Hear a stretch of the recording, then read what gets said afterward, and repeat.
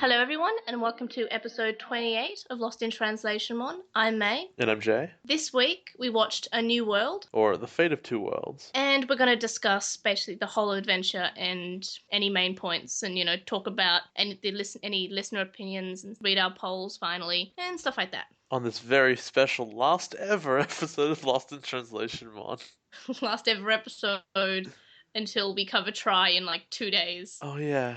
Right. And then our war game in a week, and then a few days after that we'll do the Wonder special. So we have more work now that it's over. Yeah, but only because of the Wonder Swan one, and that will only take like 30 minutes. And guess what? You don't have to do anything. You just have to listen to me talk. That's a lot of effort, believe me. You just have to pretend you're listening. Like, yeah, Millennium on. Okay, so like every other day. Got it. Cool. Okay, so on to Obnoxious Synopsis. So the episode that we'll be watching this week is called The Fate of Two Worlds in English and A New World in Japanese. What do you think is going to happen in this episode? So I really had my preconception about what happened because it's the final episode of the season. There can't be a whole lot of stuff that really goes nuts in it. They're fighting Apocalypse, and they're gonna beat him, and then they're going to the worlds are gonna go back to being whatever, and it'll be fine. But the name of the episode, actually, specifically a discussion of a new world, is interesting. It makes me think of like Legend of Korra. There's spoilers for that in case anyone's concerned. At the end of one of the seasons, the spirit world, where essentially ghosts live, and the normal world combines, and there are spirits and stuff living in the normal world, which is weird, obviously. So that title makes me think that people are going to, and I guess they are, aware that Digimon are real and they're a thing. And I say that with a bit of surprise because I kind of got the sense that,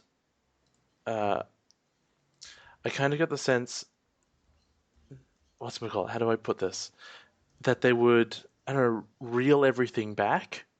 They would undo everything because it's a kid's show. Yep. Nothing can stay the same. Nothing can actually change. But it sounds like they might actually change things, which is surprising. That said, I don't understand how any further season of Digimon could really even have a story, if that's the case. Mm-hmm. I don't know. I find it confusing. They definitely beat Apocalypse, though. That's not even a question. I don't know exactly how they do it. I would want them to introduce more evolutions, but they can't because it's the last episode and there's no new Digimon name in the title. Well, if like hypothetically it was all of them, then that would be a really long title. So why bother putting all 6 of them who haven't reached Ultimate yet to put in a title when you can just like not do it in all 6 of them? That was good English. I don't think that they will. I think that their trump card is, Holy Angemon, etc. You can't have just beat the, not the Elite Four, the Dark Masters with Holy Angemon, and then the very last episode it's like, surprise, Joe was the main character the whole time, and his evolution is the one that mattered. Like, you can't just pull that out of nowhere, right? Well, Joe did mention him wanting Gomamon to reach Ultimate. Yeah, he wants him to. They all should want them to. Doesn't mean they will. Right. And I doubt that they will. So do you think they'll go home or they'll stay in the digital world? They'll go home. And again, I got a small spoiler through one of the questions that people asked us, but I understand that they each get little epilogue segments. What question was that? Someone asked a question. They said, "Which one's our favorite epilogue segment?" And I went to myself, "There are epilogue segments?" Yeah, people should probably be better at not spoiling things. Like, as I said, if you really want to write something that could be a potential spoiler, to email us and have in the subject line spoilers. So Yeah. then, because I've watched it all, I don't care. But since Jay is completely new to this one, like 100%, he had maybe have seen some, but not enough to remember. So yeah, this is basically all new to him. Basically, only discuss things that we've seen, and if you do want to write something that's spoilers, it's probably best to put in Gmail with spoilers in the subject line, or I guess with the will. Maybe that, but Jay also has been on with the will in the past, so yeah, safest is Gmail. Yeah, if you have really anything that has to do with if you send anything in Tumblr, I'm going to see it, and if it has spoilers in it, I'm going to get spoiled as a result. Yeah. So be careful, ideally. That'd be super nice. So presuming that there are epilogue segments, how like far in the future or whatever do you think it will be? What do you mean? Oh, um, I think. Okay, well, the question is, how far is O2 in the future? Well, the year is in the title, so I guess that's not a spoiler. Oh, is it 2002? Is that what that means? Yes, 02 means 02. It'll Oh, be I thought they were just 2002. being dumb and digital, and just it was called O2 because they felt like it. No, it's set in 2002, but it's I also it's season 2. I didn't know that. That's cool. All right, that explains a lot. In that case, what year is this in? I forget. 1999. Okay, so 2 years probably.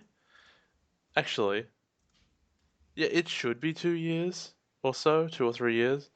But at the same time, I So you kind of think before 02 or just as 02 starts? Do you think it's going to lead into 02? no. I think that we can't assume that when anything is written in Digimon that they have anything in the future in mind. That would be ridiculous. Um, it's most likely that it's going to feel very final, and that if you ended it there, it would be done. I don't expect any hanging loose ends. Except for all the loose ends that they've left hanging. Oh, except for like the plot holes and stuff, sure.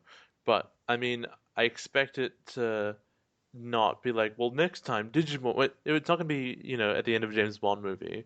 James Bond will return. There's no Digimon will return at the end of Yeah, this Taichi will return in Digimon Adventure in 02. 16 years. Yeah, Taichi will return in Digimon Adventure Try. Uh, why is it called Try? Actually, it's Because not it's the the third third one, one. Yes, it is it? is.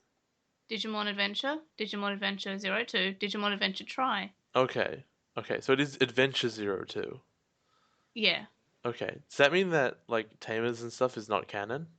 I'm not saying it's not canon, I'm just saying that it hasn't got adventure in the title. Does it mean it's not canon? Well, this isn't a spoiler because you already know, but the Wonder Swan games features a character who is in both 02 and in Tamers. Okay. Well, Yep. so they are canon. Yep. All right. Uh, I'm trying to figure out how they beat a Pokemon in this episode, and the only answer I can figure out is when they came back from being straight up dead, they just are stronger now, and they'll just beat him in a fight, which would be crazy lame, but it's what I expect will happen. And do you think so? No, you don't think there'll be any evolutions, or you No, just I want mean them to they'll be? they'll obviously evolve to whatever, but only to their Well, ultimate or whatever. they've already evolved in the last Yeah, episode, no new ones. right? It would be really hype if they all evolved to new things, but it would feel really out of place. Like, what we all, and also because wouldn't that mean that Angemon would have to evolve again? No, they've all evolved to. What do you mean again? No, That because they'd all have to warp digivolve to be good. well, they don't have. They can digivolve from perfect to ultimate. We just haven't seen it happen in this season. What? No, they can't. You have to warp digivolves to do that. In fact, we've shown that you cannot go from perfect to ultimate. No, they've been damaged enough that they had to become child again. But No, no, we no. There we is a do fight in yeah. which Garurumon is evolved to whatever it is, and then he goes, okay, this isn't good enough. De-evolves to Garbumon, then warp digivolves. Well, I know in another part there is a digivolution from perfect to ultimate. Okay, but that's not in the season. That never happens. Well, I'm not saying if it's on the season or not.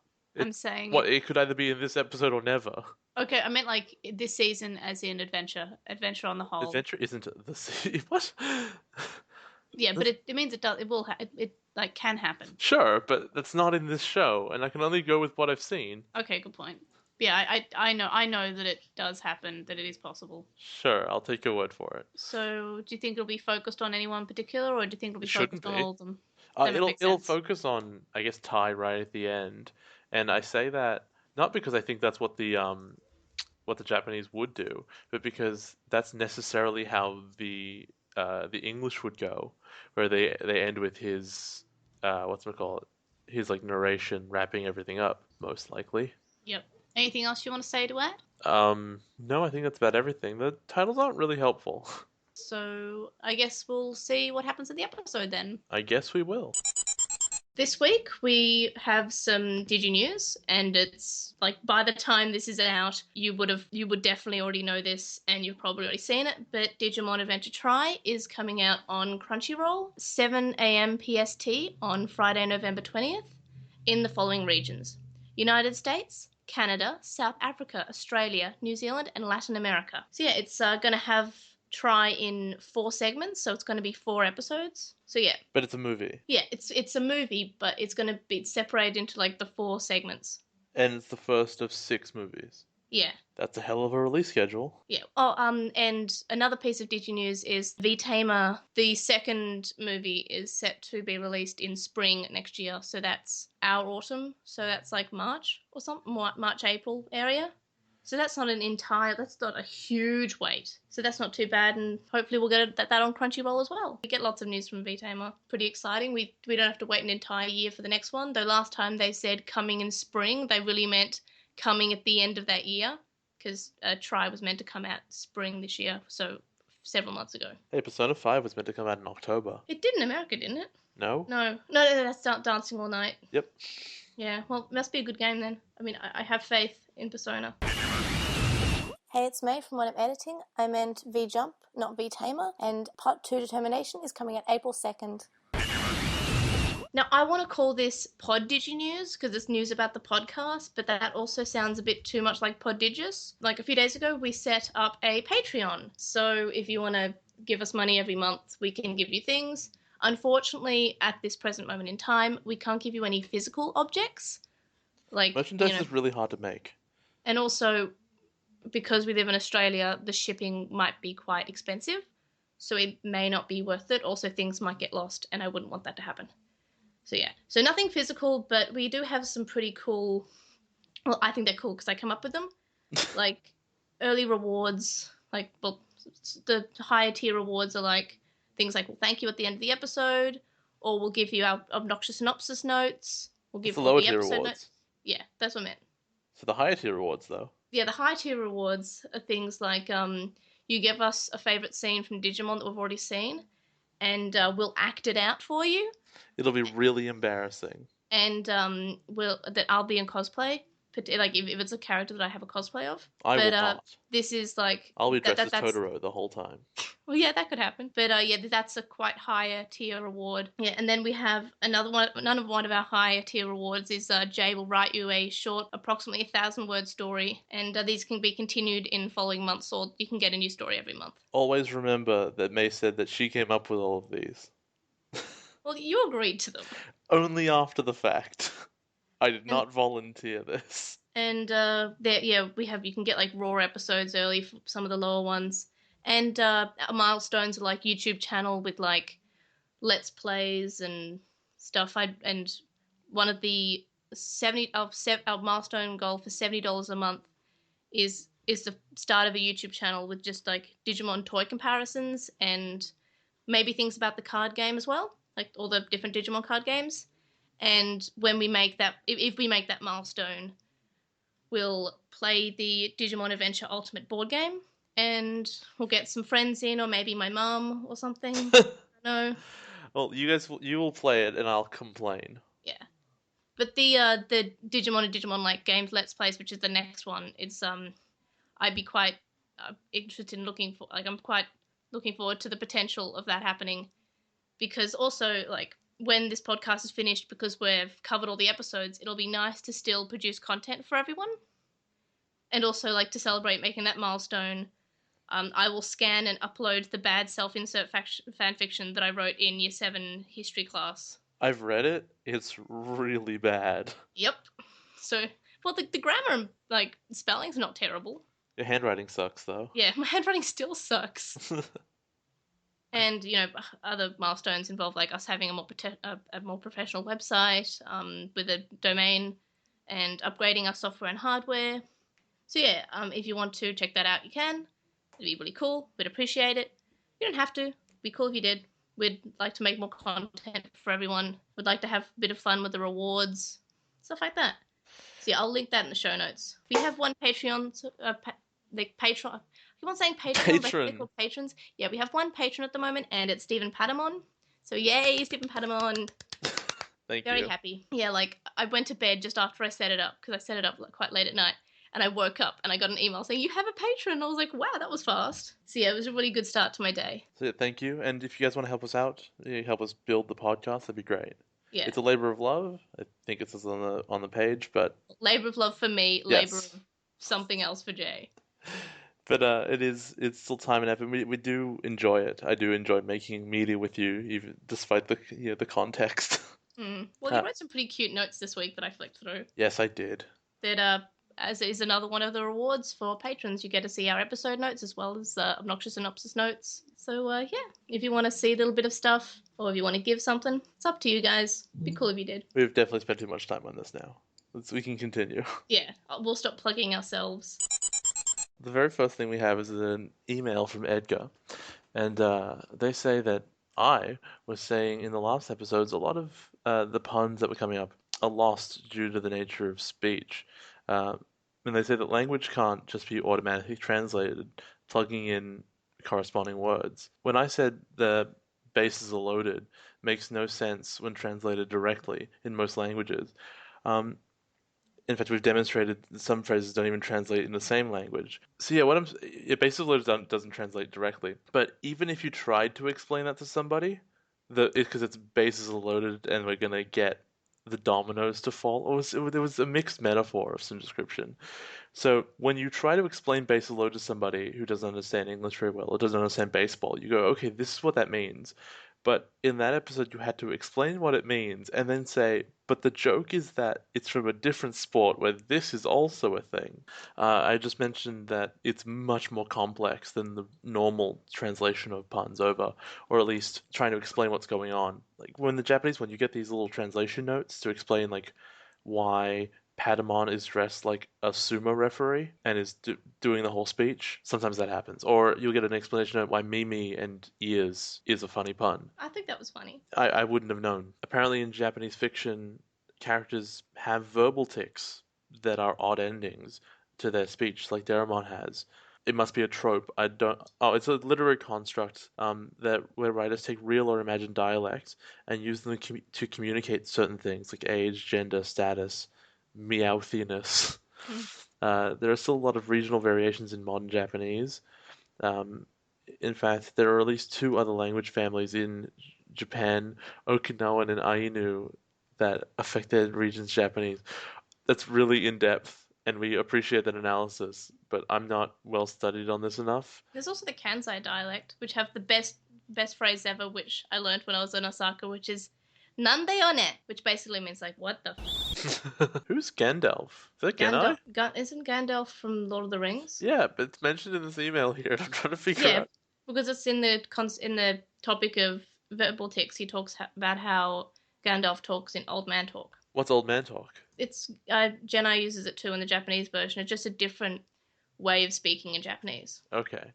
And they say that Jeff Nimoy and Leonard Nimoy are indeed related. They're second cousins, the most mysterious of cousins. And their only other Digimon question is they ask, how do you treat the Digimon noun as a mass noun a la Pokemon or accountable like Metabots?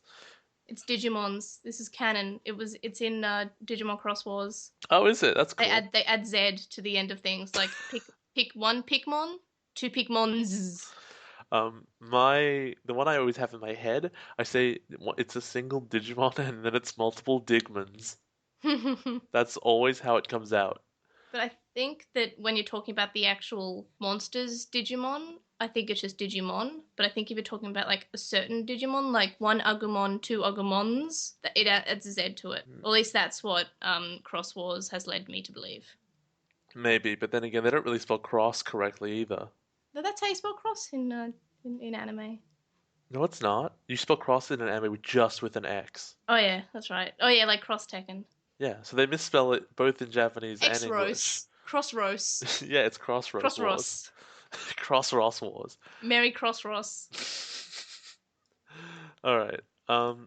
And then John Summers also sent us an email on the I topic thought of you were gonna. I legitimately thought you were gonna say John Cena for a second. John Summers. I'm sorry, John Summers. Please continue. On the subject of Pokemon, he does like his original Japanese version, while I questioned just what exactly he was trying to accomplish or his motivation, because it's a mystery. Um, John Summers believes that his actions are motivated by jealousy and pettiness. Apocalymon's life, that's a really annoying name to say, has been utterly miserable, and his thought process was, if my life has been nothing but misery, yours will be too. However, John Summers does agree that the English dub version of him is awful, and that it's essentially a parody of Apocalypse, and it's something you'd see in a gag dub. That's a good point. That seems like something you'd see in an abridged series. Mm, This character yelling into the sky about how much he wants pizza. mm. Um, the thing about this interpretation, that it's primarily pettiness, is really weird because Pokemon says that he's well intentioned. He's not like this weird blind hate ball. He said he wants to be nice, he wants to get along. So the implication I always got, and was never clear, but it sounded to me like he has to kill the kids to be free in some way. Mm. But it's always weird that like obviously cooperation was never in his mind to begin with. But if killing them was if he was trying to get free, he really should have talked to them. But there's nothing about what he's doing that would presume he would become free in any way. And if it is all spite, then he would never have had claimed to have been nice in the first place, or that he wanted to be nice to the kids. He would have said, "I need to do this, and I'm killing you now." And then they link to a Tumblr post in which there's a very in-depth explanation. It takes a little while to read, a bit longer to understand, about how Apocalypse was arguably foreshadowed throughout the series, which I think would be really interesting if we hadn't established that there were different writers on different arcs who probably didn't communicate with each other at all. So we know that they weren't foreshadowing the end because they didn't know the end until the last arc happened. Am I right? I don't know. Like I briefly read through the post, and I guess it had some like interesting points, and maybe they did communicate a bit with each other. Just because they have different writers doesn't mean that they didn't communicate. I don't know. I feel like the guys who wrote the Vandermon arc were probably in a scummy basement somewhere while everyone else was on holiday. And then they finished their arc and they were told to go home while the real writers got back. Hey, the Phantom arc was good. It had like one of the best episodes in the season. Despite the villain. Yeah. Like, that's the best you can say about Vandermon arc is that he didn't totally ruin it. He tried. He tried really he hard. gave it a really good go. He gave it a good college try. He gave it the red hot go. So we got from Jake sent us a message on Facebook that says the way they saw the battle with Apocalypse, he thought that Apocalypse had actually killed them, and the space they went to is where everyone in the digital world who dies ends up before being turned into eggs again. But thanks to the power of their crests, they were able to come back to life. Although they've established that the power of the crests, I say in air quotes, is actually like essentially snake oil. It's nothing. It's just a feeling that they have. It's just friendship altogether. It's all of their crests. It is, and they all have it, but it's not the power of the crest that does it. It's And just a personal realization. I'm still not 100% on how they came back. And you've Like, seen the show like 16 times. yeah, but like now I'm actually thinking about it. Like I didn't quite get why they came back. I got that like, they didn't need the crest the whole time, but what made them like become real That's a again? really good question that the show never tells you. Maybe Because it does in the novels. It probably does in the novels. It they're says everything in the novels they're apparently. legitimately killed. They're dead. They Yeah. got dissolved. And if he could do that, then they're just dead. But then, yeah, they just come back because they had a personal realization and some flashbacks because those are really powerful in cartoons. You've ever seen someone losing and then they remember their mother and all of a sudden they win? It's Power of magic. cartoons. Yeah. And It was in the finally, script. Adventure Hearts on Twitter says that Hiroaki, which is Yamato's dad, knowing the Digimon is only a dub, so he can't have been one of the original chosen children. I And still want him to be though. I feel like he would have been clearer the moment the Digimon came up. He's like, okay, son, here's the deal. But he never really did that. And that's incredibly irresponsible. On to the tumblers. Sure, Our first tumblers is from Anonymon. I think they're all from Anonymon this week. they are. Anyway, so first Anonymon says, I think that when the children become data, they don't die because every Digimon that's deleted goes to the village of beginnings to start again. So they must have been an in-between state. And yeah, I pretty much agree with that. It seemed more of like a purgatorial limbo kind of thing. I disagree because of the way they died. Anyone else who's ever died has exploded into tiny, basically into a mist. No, I have to disagree with that. Devimon and Angemon, when they died, they were dissolved slowly from the feet up. Yes, but Angemon never actually really died. Yes, but Devimon did. Not. I think his egg probably fell to the side, what's his name, like Tailmon, to then hatch into the Devil Ball. That would make the most sense. See, I just thought he would because his egg didn't have a place to go. It went to the village of beginnings. So the fact that they're in this limbo sort of makes sense because there's no village of beginnings at this point because it has been destroyed. Well, shouldn't they have seen Leomon there then, and everyone else? Well, they've gone somewhere else. Maybe this is just where the Digidestin go. But yeah. Ah. So I agreed that sort of like an in between limbo sort of purgatory state. But wouldn't Apocalypse have known that and not bothered and killed them more violently? Maybe he didn't know. Also, if you could just dissolve them from the beginning, why didn't he just do that? Because it's in the script for him not to. And better question, when they come back, why doesn't he just dissolve them again? I think he tries to, but for some reason they're strong now and the same attack that they tried before doesn't work. Like he can't evolve them anymore. He doesn't try to de-evolve them. No, he uses the claw, which they grabbed them to de-evolve last time. He tries to do that, and then they just destroy the claw.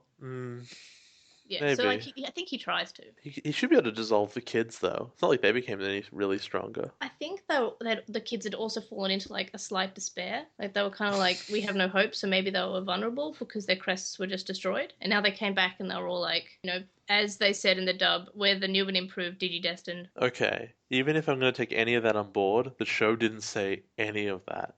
Yeah, but they also sort of... You'd think that at least Izzy would be like, why aren't we dead? According to my calculations, we are like Marco Polo. Or any given famous explorer. Marco Polo. Anyway. The next Anonymon says, I think Hikari's role would have worked better if she remained the spooky little sister with a sixth sense, rather than being the eighth chosen child with Jesus light powers. But then again, the group needed one more girl, and she was a great companion to TK, even though she acted 10 years much more mature than him.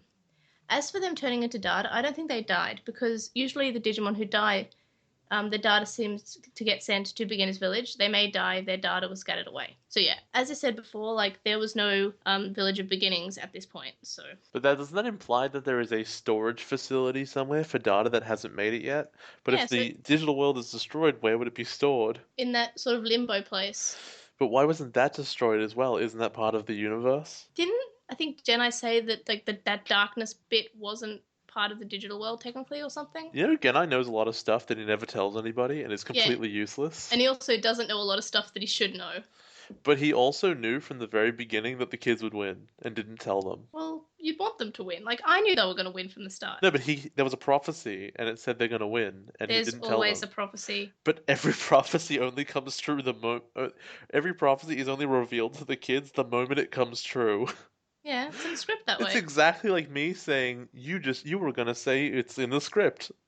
But that's just because that's what I've been saying the whole season. So if I could write down all the words you said in this entire podcast, and then date them yesterday, and then say, "Look at this prophecy," and you'd say, "Oh my God, you can see the future." Because you told me what's happening as it's happening. I'm really impressed. Next Anonymon says, do you think Genai could have been more helpful to the children's WAP series? Yes. Well, he's also given the reason of that little ball being put into his back. They never Like, explain what that is, though. yes, could be but anything. shh. Yes, but shh. It could have just given him arthritis. I'm putting in the script that that's what happened. You don't have the script. Jeff Nimoy has it. I'm gonna get in contact with Jeff Nimoy and tell him that's in the script now. You should call him and ask. I'll tweet at him. I'll say, Jeff Nimoy, I'm rewriting your script. What's the black thing in his back? Well, I don't think he would know because like the original Japanese writers would know. Yeah, but maybe he talked to them. Maybe I'll try tweeting at him one time or something. Anyway, so this Anonymon goes on to say, also, what if the good Digimon of File Island like Leomon and Meramon were the chosen Digimon for kids? How would the pairings work? And do you think they would have worked well? For instance, Leomon would have been Taichi's, Elecmon would be TK's, etc. This is really complicated, actually. So I actually thought of like straight away. I thought, what if it was the Digimon the black-eared Digimon they fought that were linked up? Obviously, Taichi and Yamato didn't fight black-eared Digimon; they just fought angry ones. So I think I'm just going to go with Taichi having Leomon, and because I guess it's sort was of Frigimon not black-eared? yeah, but that was I'm talking about the original black like Digivolve to Right. Yes. champion. Yep. Anyway, so in the sort of yin and yang way with Yamato and Taichi, if Taichi has Leomon, Yamato would have Ogomon. That'd be so lame. Like that's a terrible pairing. Like it makes sense, but God, it would suck. I kind of always liked. I mean, I guess TK having Elecmon would be like kind of cute, but like I also kind of want Devimon to be his alternate partner because like. Or like evil dark Patamon, which is named Tsukaimon. It's like purple Patamon. I think it's one of the potential evolutions to Devimon. But Pico Devimon, like, yeah, why not? Matt should have a Kawagamon and then never be able to talk to it because it's feral. I'm sure. No, there are smart Kawagamons. No, we just haven't met but he would yet. he would have a feral one. Oh, okay. I just want him to suffer. Leave me alone. So then then we go on to the bits of the season where the Digimon first got to adult form and they fought Black-eared Digimon. So we have Biyomon was with Meramon, so I guess Sora could have Meramon. They're both on fire. Why not?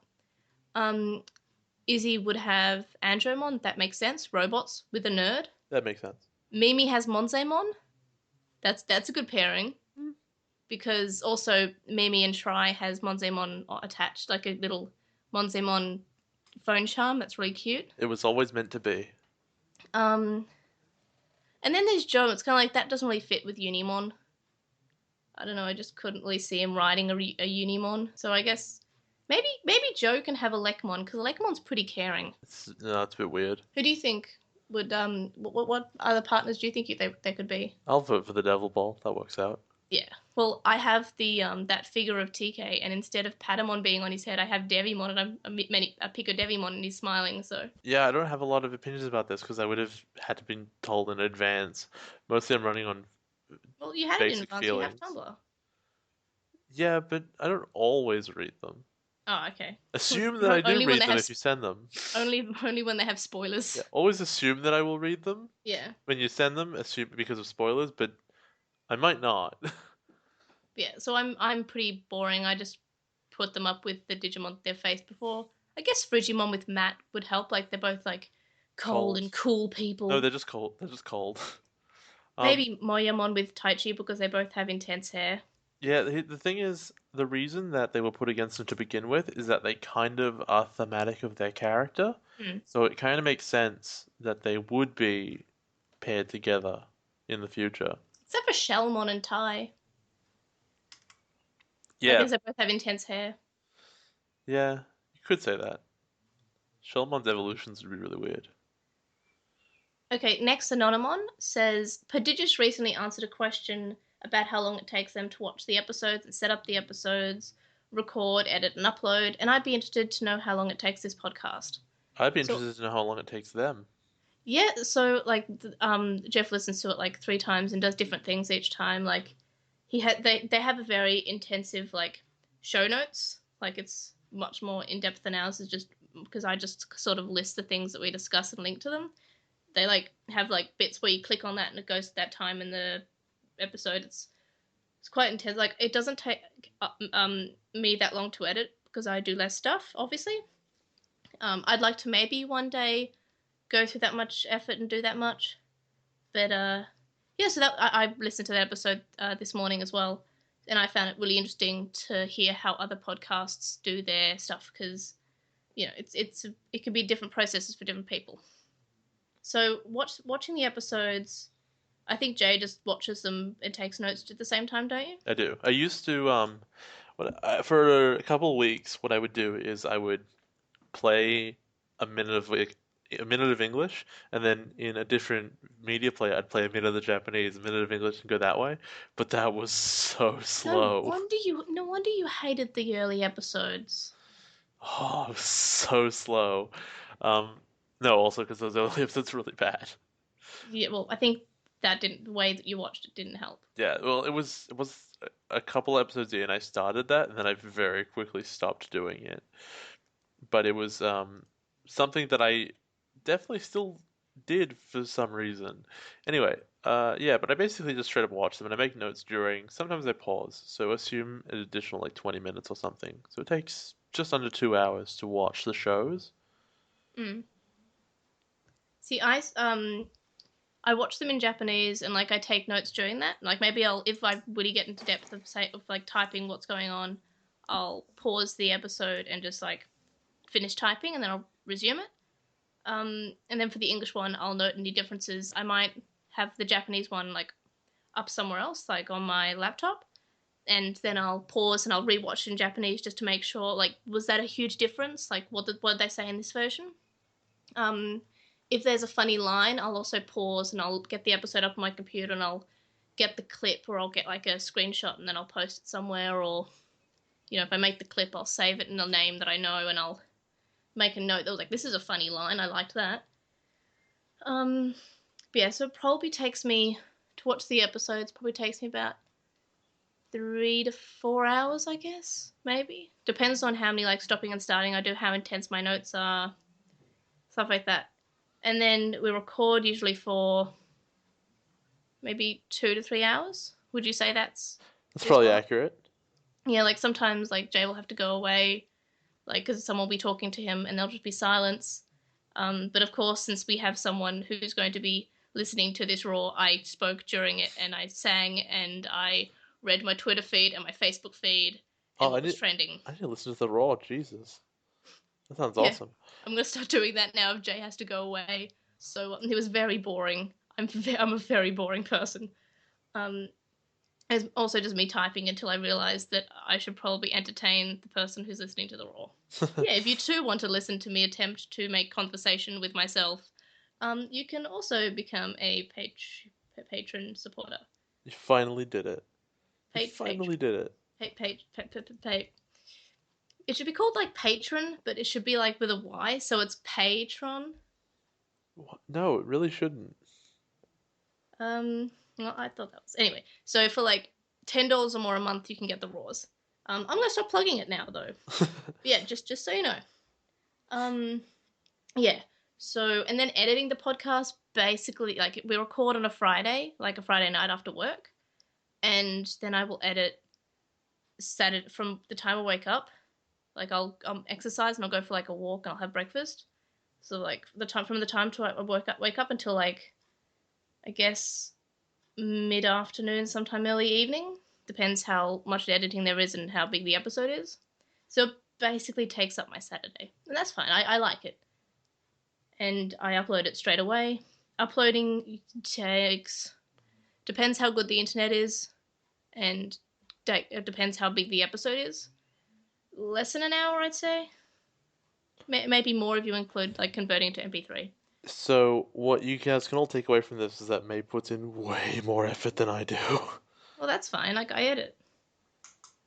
And like sometimes I'll send through like the episode logo or the description and I'll say what do you think of this, and Jay will proofread it because I tend to write things very stream of consciousness and it makes no sense, but it makes sense to me but not to anyone else. And yeah, so Jay will read it and he'll go, that makes no sense, and I'll be like, fix it for me, and he will.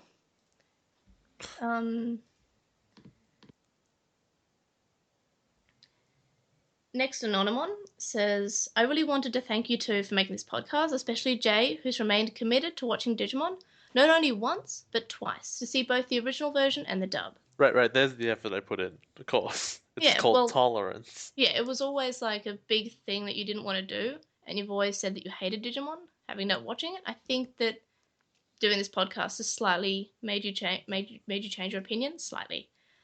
So they go on to say, I've been really looking forward to new episodes lately, and I'm super excited for when you cover 02.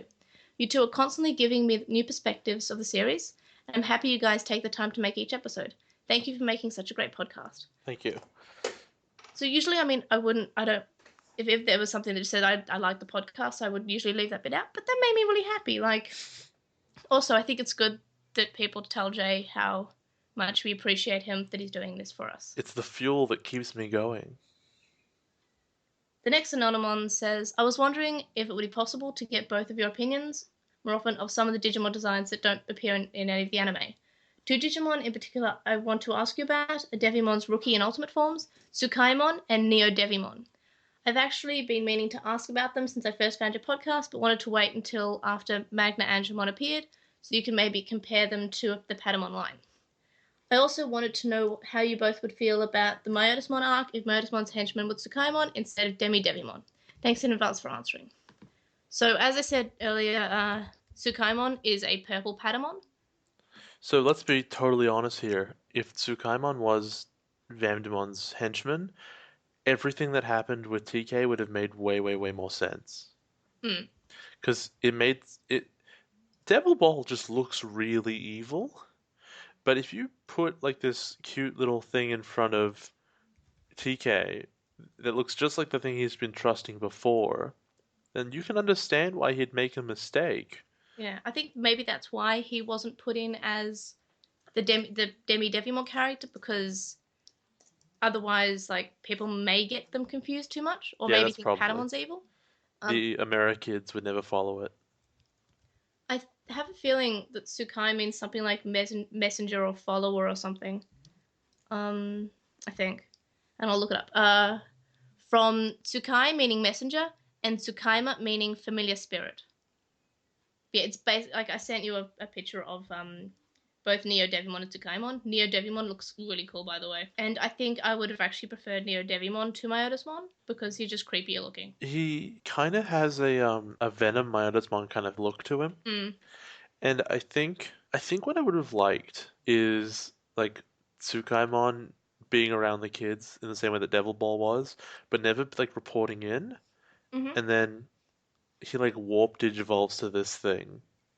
Also, his ultimate level is Neo Vandemon, and he looks really scary. Wait, that's what's above Neo Devimon? I just sent it to you. It's Neo Vandemon. And that's Venom Vandemon's next thing. No, it's Neo Devimon's next thing. God, that makes no sense. Although, he looks pretty cool besides his weird noodle arms. I think it's scary. I like it. Oh, he's got weird noodle arms. What's the one with the tail? What? A Neo Vandemon Darkness mode. I have no idea what that is. Anyway, moving on. So he's from the Digimon Heroes game and the Crossloader. That's pretty cool. Oh yeah, I use him. I like him. So yeah, he's pretty cool. Yeah, so that was it for Postmon Pat. But we're going to go on to I Will Show You Digiworld. Not entirely sure if you've seen, but it's King Etamon. What? I'm excited. I really hope this doesn't disappoint me at all. Oh my god. Yep. I want that thing so bad. Would that be your Digimon? Have you finally found your Digimon? Why doesn't he have a teddy bear? Oh, he doesn't. He has But the he crest has of courage on he his belt. has a wrestling belt. He has the crest of courage on his belt. Oh, that's the coolest thing ever. I love it. I thought Gundramon was the coolest thing ever. They're very different kinds of cool. Yeah, he doesn't have a teddy bear on his belt. You can't have a beer with Gundramon. Holy Etamon Chaos is actually the name of when he's attached to all the stuff. Oh, when he's a big ball. Yeah. Actually, looking at the What? So you look at the previous forms, one's called Meteormon, and it's this, like white little golem thing, and then you look at the previous one, Icemon, it's the same golem, just smaller. And then it's Gotsumon, how does he turn into Edamon? That's so weird. Good point. Digimon rules, I guess. Oh, multiple evolution paths is the worst thing ever. Well, it was explained in this episode for the first time that they've actually addressed multiple evolution paths. Also, Metal Edamon does not have an evolution path from Edamon directly. He must be combined with the Dark Network first. And Ogremon turns into Edamon. That's insane. Yep. And so does the Poop Monster. Yep. That explains a lot. Wow, what a mess. So which Edamon do you prefer? The one that evolved from the Poop Monster. No, I mean like King Edamon, Metal Edamon, Yeah, Edamon? the king one. Yeah. Easily. I like the description on the Digimon wiki because he says it's snazzily dressed in its monkey suit. Ah, Snazzly. Oh, it has engraved with the characters for Great King, which is Daio. Daio? Yeah, Daio. Okay, so that, you know what, let's all pretend that King Edamon was all you had to show me, because that was the best. So that was suggested by Jake on Facebook. He sent us a message. So yay, thank you. I will show you Digiworld. It gives great reactions like what Jay just had to see King Edamon. Because I thought maybe he's seen it before because like I've seen it around a lot. So I get things and new things. It's good. I basically know nothing. It's great. And that's why we do this podcast. Essentially. So if you want to send us any messages, and remember we're doing our war game next week, and we're going to cover Try this weekend, and then we're going to cover the WonderSpawn games before we cover 02. So maybe you have some thoughts about that. But remember, no spoilers on anything else but Gmail. So we have lostintranslationmon@gmail.com. We have Twitter, Tumblr, Facebook. You can send us a message on With the Will or comment in our thread. You can comment on this episode on SoundCloud. You can message us on SoundCloud. You can review us on iTunes and Stitcher. You could become a patron. Oh yeah, we have a Patreon now, guys. Did you know? Did you know? Did you hear? Did you know it was coming? At the Digi Destiny starts Could you be any lamer? No, I'm really cool. A New World or The Fate of Two Worlds. Great. So the kids are fighting Apocalypse after they show up and after evolutions happen again. For some reason, I guess because they wanted to recap. Anyway, so they seem to be doing better this time. Yeah, instead of the title card, you got 2 minutes of evolutions because that's what you wanted. You did get the title card, and it actually I really like what they did with it. Not at the time, and I wrote these chronologically as I'm watching them. So yeah, the title card's usually at the beginning, and instead of 2 minutes of evolutions, and the title card actually showed up halfway through the episode. Yeah, it showed up. I like when it showed up. It showed up after Apocalypse died, and it felt really good to me. It felt like that Apocalypse died, and they said a new world, and they're really happy. So I was like, oh no, I like that. And the kids come out of purgatory where they were just dead to spit motivational phrases at the bad guy. So Matt says, Yamato says, "Don't underestimate us chosen children." But in the dub, he's saying, "We can do anything with the power of friendship," because his crest is the crest of friendship, just so you know. The power of friendship is punching Tai in the face, apparently. So then Joe shows some initiative, and he says, "Destroy the claws first." And I don't think it stays in the English version. Yeah. Before they begin actually fighting, Apocalypse in English, it zooms in on his face and he goes, "We're doomed," because what really makes a villain look really strong and unbeatable is when before they even start fighting, he says that he's doomed. Amazing. Yeah, I missed that. And then the kids go into battle, and you can see Metal Garurumon running, and he's casting a shadow, and he's making running noises, but they're in space. He's like casting a shadow on the no ground. I think they reused the animation. Maybe. They probably did. And then Lilymon throws Mimi at Apocalypse. Also, probably because they wanted to reuse the animation of her doing flower cannon. That's true. They do that all the time. But she just flings her at her.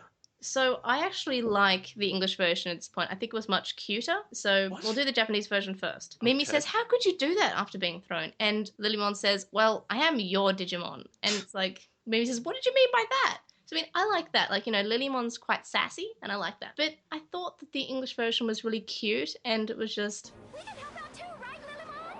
Hang on! Hang on for what? Flower cannon! Next time, Lilymon, can you use someone else as a boomerang? Sorry, but I wanted to make sure you came back to me. And I was like, no, that's cute. It was cute, except that you can't throw a person like a boomerang. She would have just thrown her and she would never have come back. Well, maybe they wanted to reference. They keep on referencing Australian things. Like they referenced the thylacine last episode. Now they're referencing the boomerang. Look, the digital world is basically just Australia. Yeah, basically. Look, have you ever seen a Kawagamon here? I Yeah. have. I saw one just yesterday. I managed to not eat 30 flies today. That was an improvement. God, they're everywhere. So Mimi and Joe are having trouble, and Magna Angemon and Angewoman starts are going to save them, and then once they save them, Lilymon and Zudamon attack the other claw. But for some reason in the dub, they say that Magna Angemon and Angewoman say that they're going to destroy the claw, and they don't. Zunamon and Lilymon destroy the claw. So there's lots of lying in this episode that the dub does. It does that a lot. I haven't written here, like, why don't the claws fire laser beams anymore? Like, they're mostly just the claws are going at them to grab them, and they're getting destroyed. Because the grabbing de-evolves them, so he wants to try to de-evolve them first. And then right after I wrote that, a laser beam comes out of one of them, and like it fires, and then it cuts to the kids doing stuff, and it never shows you if that laser beam did anything. I thought they just dodged it. No. It never even shows you them dodging it. It just skips right past it. It's like, here's a laser beam. Everyone ignores it. Total sandbag. It was Mugenjamon's, wasn't it? Yes. It was totally sandbagged. Matt says, "You know you're beaten. Face it like a mom." And I was like, wow, they haven't made that joke in about 20 episodes, so I guess they thought it was time. Oh, they must have thought it was fresh, because it's new writers. So Apocalypse is readying his final attack, which is basically he's going to self-destruct and explode everyone. Which is a better plan than cooperation. This is his bad guy's plan. His ultimate goal was to die, I guess. Yeah. Well, he was made up of all this despair and pity that all the Digimon who couldn't digivolve had. So I guess it makes sense. He just wants to kill everyone. So this part has some differences in what they say, but I'm just going to point out Mimi's and TK's. So Mimi's in the Japanese version is, "I don't want to die here." That's fair enough. She doesn't want to die. Mumu in the dub. Why do the writers hate you so much? And I'm sorry for whatever you did to the writers, but I'm too good looking to die. It hurts. It really hurts every time. So then Tekeru says, "It can't be the end." Like he's showing some hope. Because that's his crest. And I guess Mimi's is also linked to her crest as well. Yeah, her crest of vanity. But in the dub, TK says, "I want my mummy." Yeah, they all sounded really weak in English. Yeah, instead of they were being brave and facing what was happening and they were putting their hope together. They were emotional because they don't want to die, but they were much braver and much more hopeful. So then it zooms in on all their faces and it puts them all together and they says, "We have to win because tomorrow is waiting for us." And I thought that was cute. In the dub, they just say, "We have to win because we're the Digi-destined." I'm like, why couldn't they just keep this in the original? I thought that was fine. It made sense. So then the Digimon, in the dub, the Digimon theme plays in the distance, and then an actually good song plays and is very emotional. It's that song that played whenever, something good was happening, like they'd found a crest or something. Also, the Digivices do the thing again. And then the title card shows up because a Pokemon's dead. It was nice, even though it was great. The dub kind of ruined that parts a bit, I guess. I don't know. I just found the dub ruined some lines. The new name in the English makes no sense with the time it shows up. Yeah. Here's the fate of two worlds, but you already killed the bad guy. Oh, right. No, in the English version, the title shows up while they're still fighting a Pokemon. Did it? Oh, yeah, man. It shows up normal time. Okay, it was very late. Yeah, so it shows up just as they're fighting a Pokemon. So that's the normal time. It's like the fate of two worlds, and it's it makes sense where they put it. Oh yeah, so after the Digivices form the Nega Cube. Yeah. Why do the kids still have them? Because they came back to them. Did they? Yeah, they weren't destroyed. It looked the crests were destroyed, but the Digivices weren't. I thought the Digivices all fused together into the black hole and they were gone. No, the Digivices came back. Okay. They just used their magic powers and then they came back. And then Ogamon and Andromon wander into the space. Yeah, I don't know how they showed up, but they did. And then it showed you the Digimon in the cities, in the real world, disappearing. Yeah. And Seedramon doesn't have water. Yeah, exactly. I've got that written down as well. Seedramon's in the middle of a city, probably really confused and thirsty. See, I don't know why they didn't just use Edgemon, because they'd already used Edgemon, and it's a much better Digimon anyway. And it cuts to the kids' parents, and I've just got it written here that Mimi's mom is really sad that her Digi partner, Apocalypse, was killed. Can I please? I want to see that. Because, like, she's sad, but she doesn't say why. And they just won. Why would she be crying? It's like, well, Apocalypse was her partner. I think she's just emotional. Like, Yeah, probably, but it Also, would be her- way funnier this her way. crying is much more like it seems upset in the English version rather than just sort of, oh god, we're alive Hmm. in the Japanese version. Like, she seems more like sobbing because she's happy in the original. But in the dub, she's just like screaming. And I'm just like, why? Then Genai shows up to be really useless. No, he says the human world is saved as well. Like, the kids need to know that. No, but he's still useless. Yeah, well, 'Cause in he's the like- dub, he says he forgot to set his alarm clock. But he's also like, also, kids, there was a prophecy that says when the darkness is defeated, the island will be reborn. And I imagine every kid should have looked at him and said, wait, the prophecy says the darkness will be defeated? And he'd be like, yes, of course. Don't you know all the prophecies? They go, what? No, we're kids from the other world. He goes, huh, I really should have told you what those were. Yeah, it would be nice, Jenna, if you just came in the 10th episode or whatever that you came in at and said, oh yeah, there are about 5 prophecies. I'm going to tell you one in about 10 episodes, then another one in about 15 episodes, and then another one about 20, another one about, 30. Have fun, kids. Just figure it out yourself. But IDK, lol. if I was the kids, I would have gotten so sick of him showing up and saying, like, yes, the thing you just did with no prompting, totally a prophecy. Like, imagine you start a company, right? Yeah. You start Apple as an example, and you've made it, and you're ridiculously rich. You're Steve Jobs, and a dude walks up to you and goes, "Yes, I had a prophecy that you would run a very successful business." Wouldn't you say, "Why wouldn't you tell me that before? Why would you only tell me that now? It's useless now." You see, I didn't realize how many prophecies were in this season until I rewatched it now, and you pointed out every dumb prophecy, and I'm just like, wow, okay, I found some flaws in Digimon, and now I'm sad. Thank you for opening my eyes to the prophecies that just happen all the time. And at least in Japanese, the prophecies are like a little bit cryptic, but the English one's like, yeah, the darkness will end and everything will be reborn. It's totally cool. Yeah, prophecies, yo.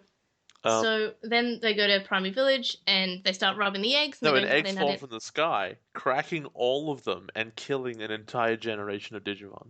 But everyone had omelets. Everyone that survived had an omelet. So everyone has delicious devil omelets. And Eggs Deviled Benedict. Eggs Benedict. But yeah, so they start rubbing them and go nade, nade, nade, nade, nade, nade, nade, which gives me flashbacks to when we were finding out bits of information about Digimon Adventure Tri, and we had to rub these eggs, and you just click on once a day, and it just rubbed this egg, and then like after several million rubs, you get information about Tri. You missed out on that. You were lucky. I watched you do it. And you were just saying, why are you rubbing that leg? I'm like, but I have to nade nade. I remember that, and I remember going, "What does that mean?" And he's like, "It's important." Yeah, I was like, I have to. But why are you doing this, May? I have to. Like, how upset would you be if you were a marketing company and you set that up and it never actually hatched? The opposite happened. It was hatching too fast, and they didn't have something to give us. And this happened twice. First, they put I think it was Pico Devimon in front of the egg the first time, and he had to attack Pico Devimon. And the second time, it was Scoomon, as in the that's funny. golden poop. So yeah, it just happened too fast, and they were just like, "Oh no," because they didn't have anything to give us yet. Like they had an idea, but they didn't have any images to give us. So we're kind of like, oh yeah. So nade nade nade nade. And also this really cute version of I Wish is playing, and it's the music box version. And it's so relaxing. I really like it. And then in both versions, Joe says that he's wondering if they'll win an award when they get back. And it's especially funny in the English version because he says, Hey, do you think when we all get back, we'll be some kind of heroes? and win a whole bunch of awards, like an Emmy or something? Joe, Sorry. Oh, don't be me. Open mouth, insert foot. I mean, we can always come back, right, guys? Right? Joe. Oh, I forgot. Faux pas. Time passes differently here than in our world. You guys will probably be long gone. Oops, there goes the other foot. Shut up, Joe. It was pretty bad, but that is actually a really good question. And I just realized that none of the trailers for Try indicate that the kids are like the heroes of the planet, which is weird because they should be. Well, everyone Everyone saw them do it. Or maybe it was just the parents who were particularly interested in watching. Everyone was looking up in the sky. Are you telling me that the apocalypse was happening on Earth and no one was watching? That's a good point. I wonder if Try will address that people know what Digimon are. Well, they're with them. Like, but it's not even about them knowing what Digimon are. Like, the kids should be famous. Everyone should know who they are. There's actually a CD drama from a character who is in another season, and he says that he was at the time of Vandemon seizing the entire city. He was in the conference center, so he was talking about his time there and like what was happening, and he didn't know what it was, and he didn't understand what these monsters were. He just thought like it was a terrorist thing. Terrorists in like mascot suits. Yeah, so he didn't quite. So it's a pretty good drama CD. I need to buy them all and learn Japanese. Gotta catch them all. Drama CDs. Yeah. So Mimi mentions Wizardmon coming back to life in the English version, but in the Japanese version, she just says Piccolomon, Waymon, and the others. So maybe Wizardmon's coming back. Maybe he's not. Maybe he's still alive. Maybe he's not. So then Ogumon says, "Oh, I have to go now. I can't. I'm a virus type Digimon." And then Tentomon in the Japanese version says that he can't stand virus types. So they're just both openly racist. Well, I guess that's a very good point. Like, are the different types you can be, are they racist to one another? The way they're treating each other right now, then yes. Yeah. Well, then Jenai explains it. But anyway, so in the English version, Tentomon says that he's never heard of a virus giving anyone the cold shoulder. Get it? Because virus. It was kind of funny. Yeah, and then Jenai they have this cute conversation about the evolution lines when Jenai says there's no right or wrong evolution, and then Agumon says maybe I'll come back one day as a virus Digimon. Everyone says please don't do that, but in the dub they don't just say virus Digimon. They say come back as a Dark Master, which is very dark because there's virus Digimon which don't necessarily have to be evil Digimon, and then there's saying yep I'll just come back as the next Dark Master. Whatevs. It's a good plan. I just realized that the Joe part was, I said a bit early in advance. I'm just realizing that now. I just really wanted to say that quote. It's a little bit in advance. It's not too bad. But it's a really good quote. I just jumped the gun on that bit a bit. Anyway, so Joe is lying, and the English version lies a lot apparently, because he says that he passed out for the first time in the digital world on this beach. He didn't, but all right. So he got seasick nearby. Yeah. No, he stole Mimi's seasickness nearby. No, Mimi stole Joe's seasickness nearby. Was it? I thought it was the other way around. Okay. No, in the dub, Mimi was some... No, oh yeah, you're right. Yeah, Mimi. Yeah, you're right. Mimi was seasick in the Japanese version, but in English version, she was worried about her hair. Exactly. She's not allowed to be sick because she's a girl. Yeah. Girls don't have stomachs. They only worry about their hair. Yes, she's too pretty to die. When there is stomach, there's just more hair and hat. Gross. So then they talk about how long they can stay in the digital world before their summer vacation ends. So Joe does the calculation and works out that they can stay for 110 years, which they'd be dead anyway by the end of it. So I guess it's a Narnia thing where they come back and they're kids again. I thought that was really weird that they were totally cool with staying somewhere for 110 years. Well, does data age? That's a good question, but I mean, maybe they won't age. Evolutions happen over time. But for some reason they have to dumb Joe down, and he makes this he makes the calculation in the Japanese version. But in the dub, Joe says, approximately carry the 1, divide by 10, a really, really long time. And then Izzy is a smart aleck and says, well, according to me, it would be approximately 110 years. Ha ha ha. So he's pretentious about it. She might cover this up with the recording from the show, so I need it to be said, they just went, ha ha ha.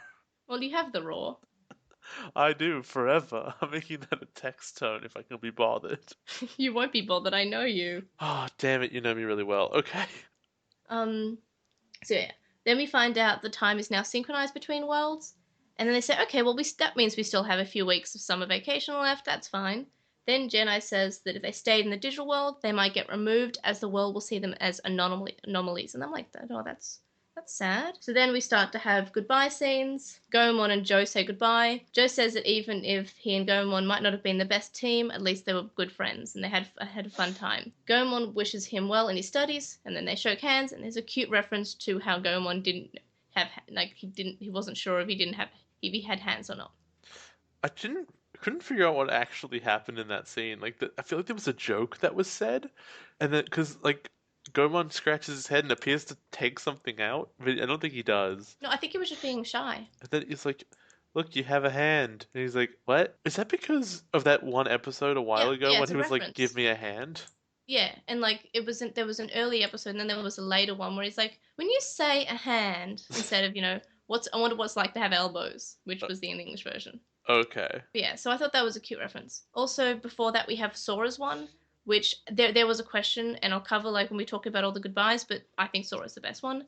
But the thing is, to me, I couldn't find any differences between Sora's in the dub and in the original. But yeah, we'll cover the goodbyes when we've covered them all. So Koshiro is very polite, and he bows to Tentomon, and Tentomon says he doesn't have to speak so formally to him after knowing him for this time. But I guess this bit doesn't really carry across into English because, it's that formal way of speaking. So Izzy just says that he loves Tentomon, and then Tentomon gets emotional. I think that's weird actually, because they have very opposite positions in the two. Whereas in Japanese, Tentomon is the one who's like eliciting emotion, and he's like, there's feelings here, we should discuss them. Whereas in the other one, in English, he's all like, no, I'm also an asshole. No, I'm also a smart aleck. Oh no, we fall to the floor now.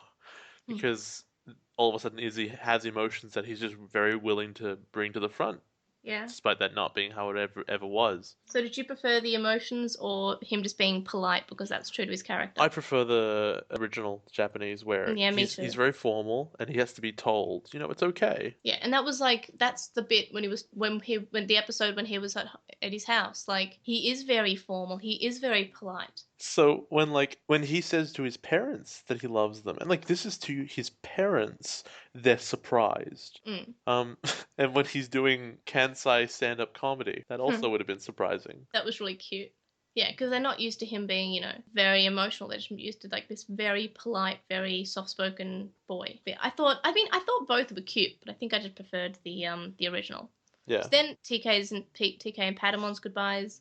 It's sort of the same. They're both crying, but then they stop crying when Tekeru says, "But we'll see each other again," and then they stop crying. And instead of them just crying because they're only crying because the other one's crying, and seeing the other one makes them cry. It's cute in both versions. It is. So then, Matt and Gubblemon's one annoys me so much. So in the original, they're just sitting there in silence because that's just their relationship, and then he just starts playing harmonica. But in the dub, they just do this kind of like, "Oh, those teenage boys," and they just grunt at each other. They go, said, well said. Can you play the harmonica again?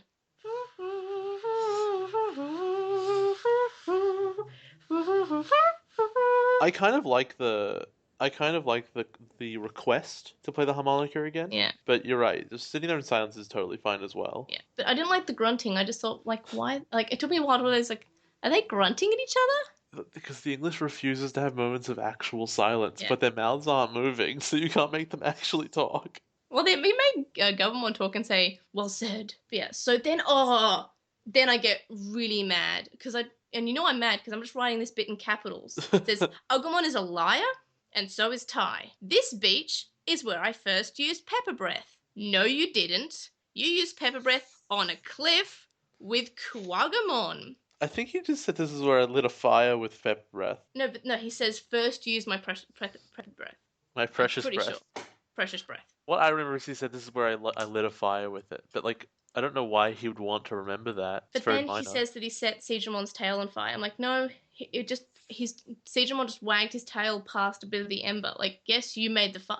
In the Japanese version, they say, oh yeah, since you did the fire, that angered Seijumon. But it wasn't his, like, pepper breath that directly angered Seijumon. So yeah, I think in the Japanese version they just said, oh yeah, this is where you made a fire with your pepper breath. But in the English version, it's, this beach is where I first used my pepper breath attack. Why? And also Ty's like, yeah, and then I put his tail in the fire. No, he says you used it on Seijumon's tail. I'm like, no, stop lying. No, you said you used it, and then the embers came out, and then he kind of pauses, he goes, and then I put his tail in the fire. Like, No, because no, really that's in the Japanese version. Because in Oh, the is English it? version, they say, "Oh, your aim hasn't gotten much better," which is directly referencing to like, "Oh yeah, you angered Seedramon by setting his tail on fire." I'm like, "That wasn't him. You're lying. Stop lying." Hikari's basically the same. She gives the whistle. They say, "You'll come back." Yes, I'll come back. Then they're not sad because for some reason they're all knowing. Then Mimi's looking for Palmon, and Gekomon in the dub is still calling Mimi Princess. So Mimi can't find Palmon. Then they have to leave anyway. So Jedi in the dub says, "Bring the cable car back because I need to return to San Francisco." I'm like, thanks, Jedi. You also, do you know how Jedi had the power to send them back the whole time? I think it was only because the gate was open at this moment, and that's what the eclipse was. He didn't have that power the whole time. It was only during that time where the gate was open. Okay, well, he also has the power to make trolleys fly. I think that was just in the gate. Also sending it to the sun. Why would the gate have the ability to make one of these fly? Who's Magic. driving? It was in the script. Tentamon. Damn it. Seedramon. Kuwagamon. I don't know. So the kids get in the tram, and Palmon shows up, and Mimi says, "Thanks for everything." And the dub adds on a sort of, "I love you" to the end of that, and that's really cute. So then... And she loses her hat. Yeah, and then the piano version of Butterfly starts, which is just... It suits it so well because it's like... It's sort of like a bittersweet ending. Like, they're saying goodbye, but they saved the world and they might see each other again. They just... That like possibility feeling is really weird knowing that Try exists. Yeah. But, you know, at the time of watching this, Yeah. I didn't know that there'd be any more adventure. I just thought, well, we're done now. But then, dub, I think, in my opinion, the dub ruined this bit. Because they put on Hey Digimon, Hey Digimon. I agree. Which, then... as a kid, I thought it was cool. Because like, oh, that's such a good song. It's so catchy. But as an adult, I just think, you just ruined some pretty emotional times. And then it starts rapping at you badly. And you're like, this is the way I wanted my show to end. Well, at least it wasn't the Digi-rap. No, I wish it was. So then, if you're going to ruin it the hardest. So in the Japanese version, they have that crossing gate noise that they have in Japan, and I think they just changed it to like an American version. And then the narrator says, "The gate won't stay closed forever because it's not the end for the chosen, and if they keep their Digimon alive in their hearts and wish for it." And then the sound of the Digivice beeping starts playing, and I was like, oh, that's cute. But then in the dub, they have to make it more Tai-oriented because he's the main character. He's also the one that narrated the first episode. It's true. So he says that the gate can't stay closed forever, and I know one day will return. I wonder if Agumon will remember me. And that's it. That's the end. So what did you think of this episode as someone who was new to Digimon? So the first, I don't know, 5 minutes of it was boring. Like, it's fighting, whatever. It had to be done, but like that fight brings up a lot of questions about the effectiveness of the bad guy and the motivation and how they have neither. But then the rest of the episode was great. I really like the very personal endings that all the kids had. It showed both their developments. The kids had changed. The Digimon had grown along with them. It was great. So we have an Anonymon that I've decided to read now because I just thought it would be better to discuss now. Yep. And they say, which goodbye scene did you like the most? Mine is Koshiro's and Tentamon's, and Joe's with Gomon because he joked about Gomon's hand.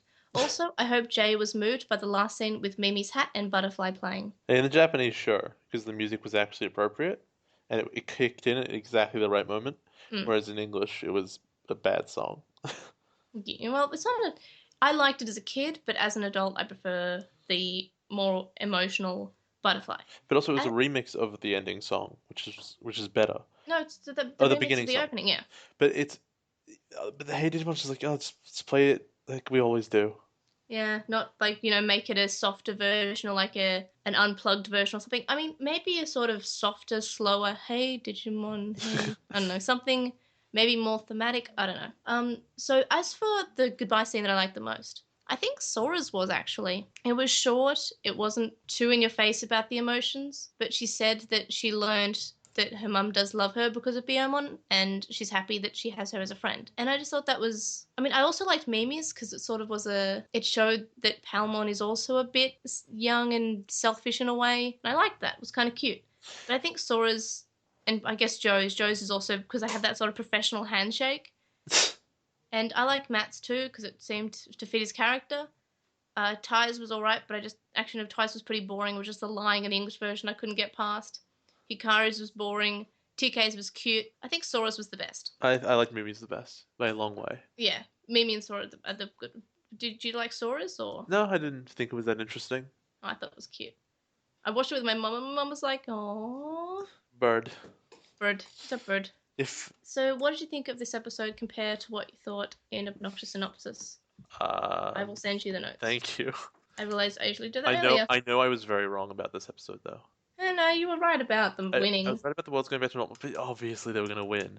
But I thought they were going to have little segments in the future, and I was wrong about that. I guess you just misread the spoilers instead of just misinterpreting the spoilers. I misremembered spoilers you've told me before about where Ty's goggles go, for example. Oh yeah, that was just that was before we started, I think. It's true, long before, but I remember that. So that's Just trying kind to forget things I mentioned before. Yeah, sometimes I try. Some of them are Sometimes you try. I was right. There was definitely no more evolutions because you couldn't. That'd be the weirdest thing ever. Actually, if I may interrupt, in the Digimon Adventure PSP game, and I think I've shown you clips from this before, instead of deleting them and putting to that world of limbo, the PSP game brings back all the previous bosses and separates the kids.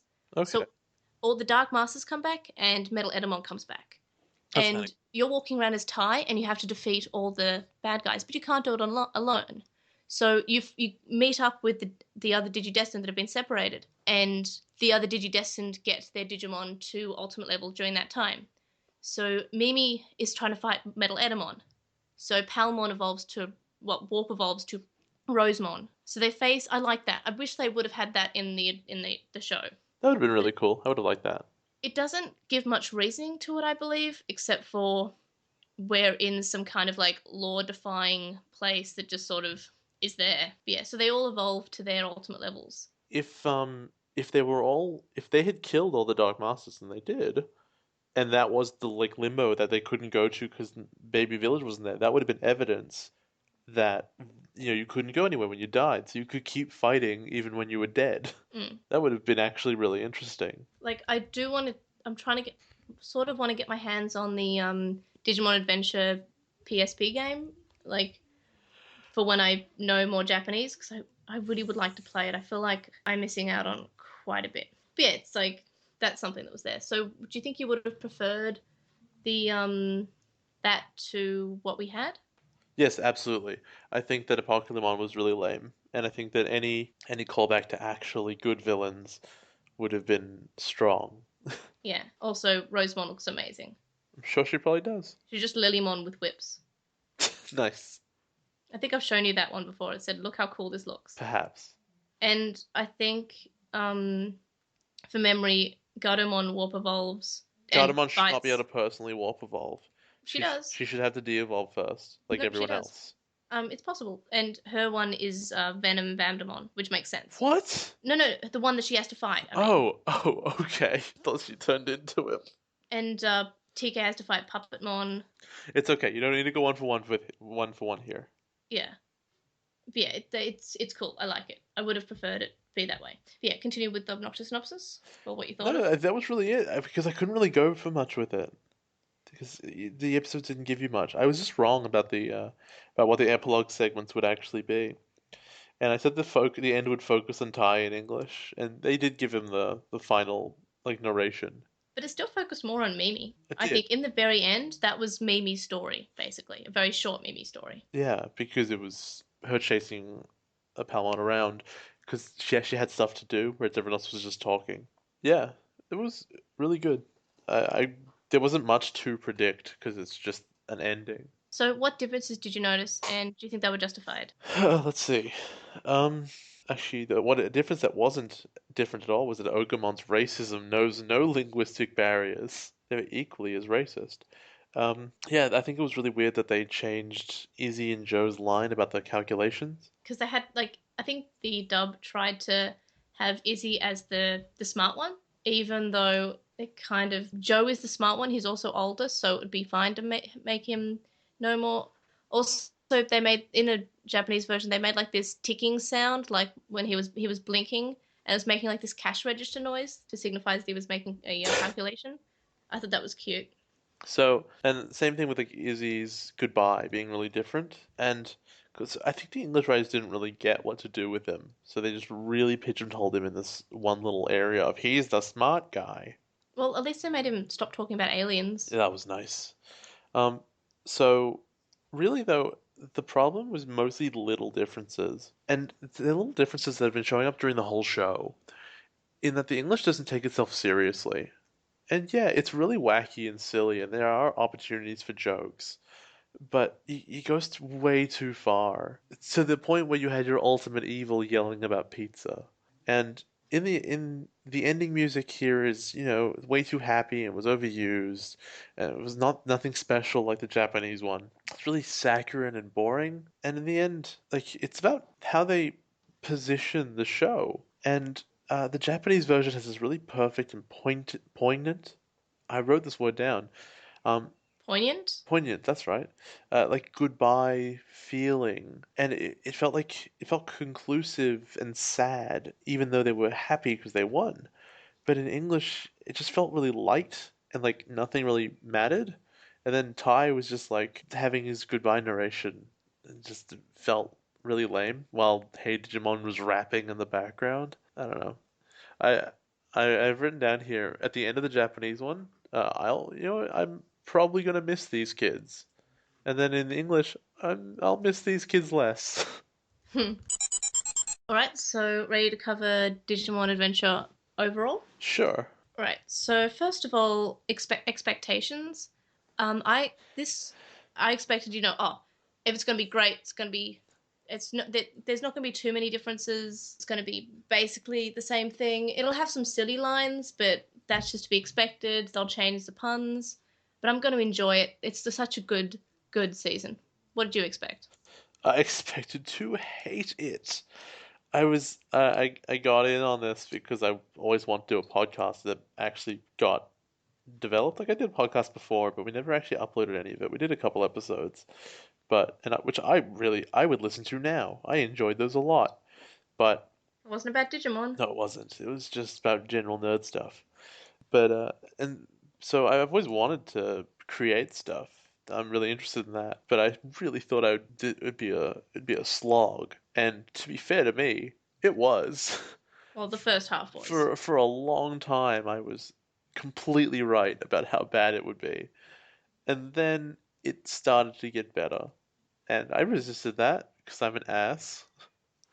But yeah, it's the show ended up being a lot better than I thought. But you also have to remember that what I thought it was going to be was totally unwatchable.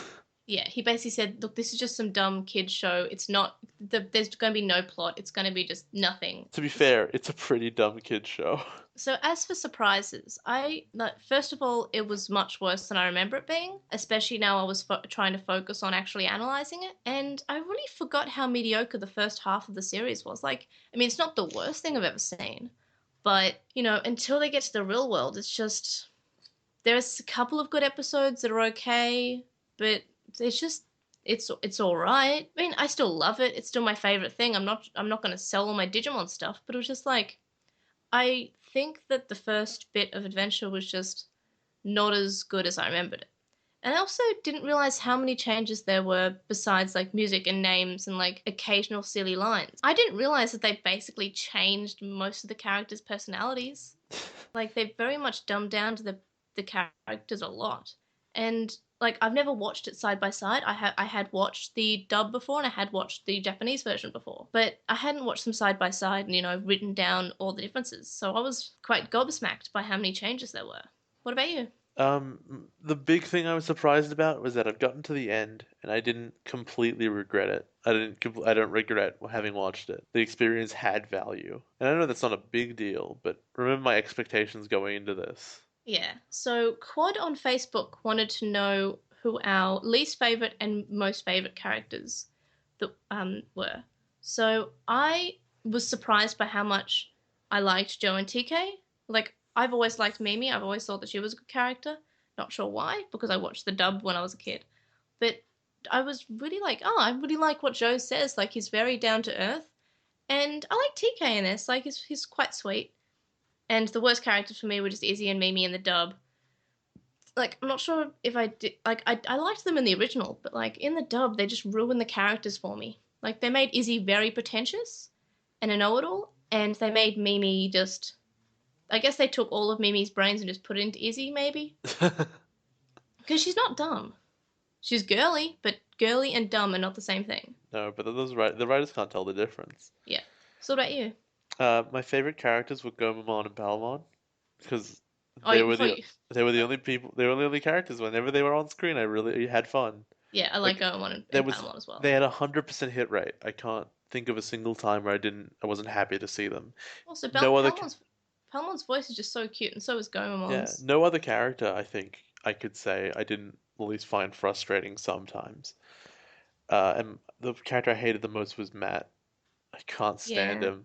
He feels so out of place, and he's just whining about how the writers don't give him good writing.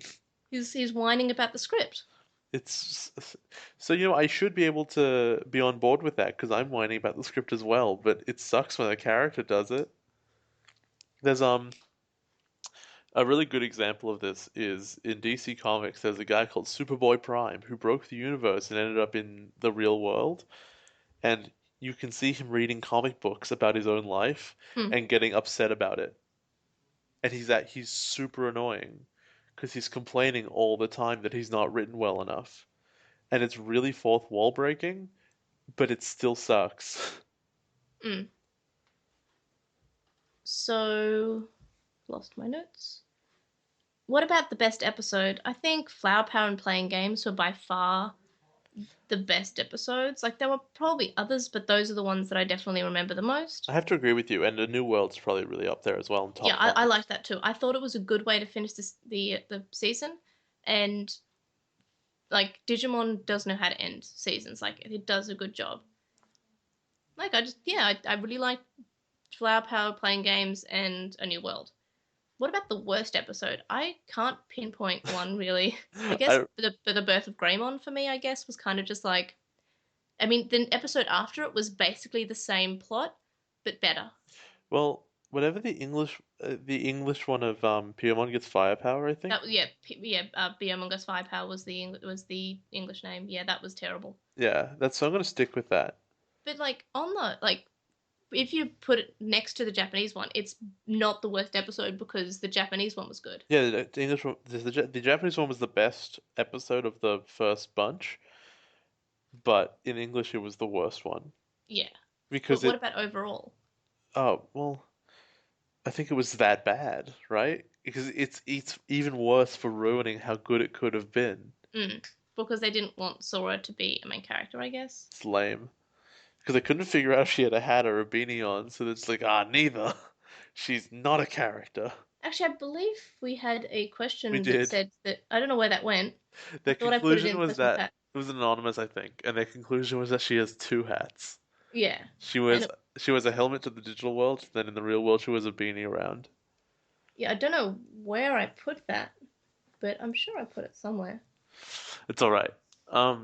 Anyway, so another bit we have to discuss is also suggested by Anon. They say, just wanted to chip in on something I heard about the Digimon Adventure. That each of the arcs, as in Devimon, Edamon, Vamdemon, the Dark Masters, each had different writing teams and they didn't communicate that well together. So I'd be interested in maybe getting your opinions on each arc on its own, at least when you guys finish Adventure. Oh, so I this got is where I got that from. Yeah, I got this a few weeks ago, and I decided that like it would be better to talk about once we've seen every single episode. So, what do you think about the Devimon arc?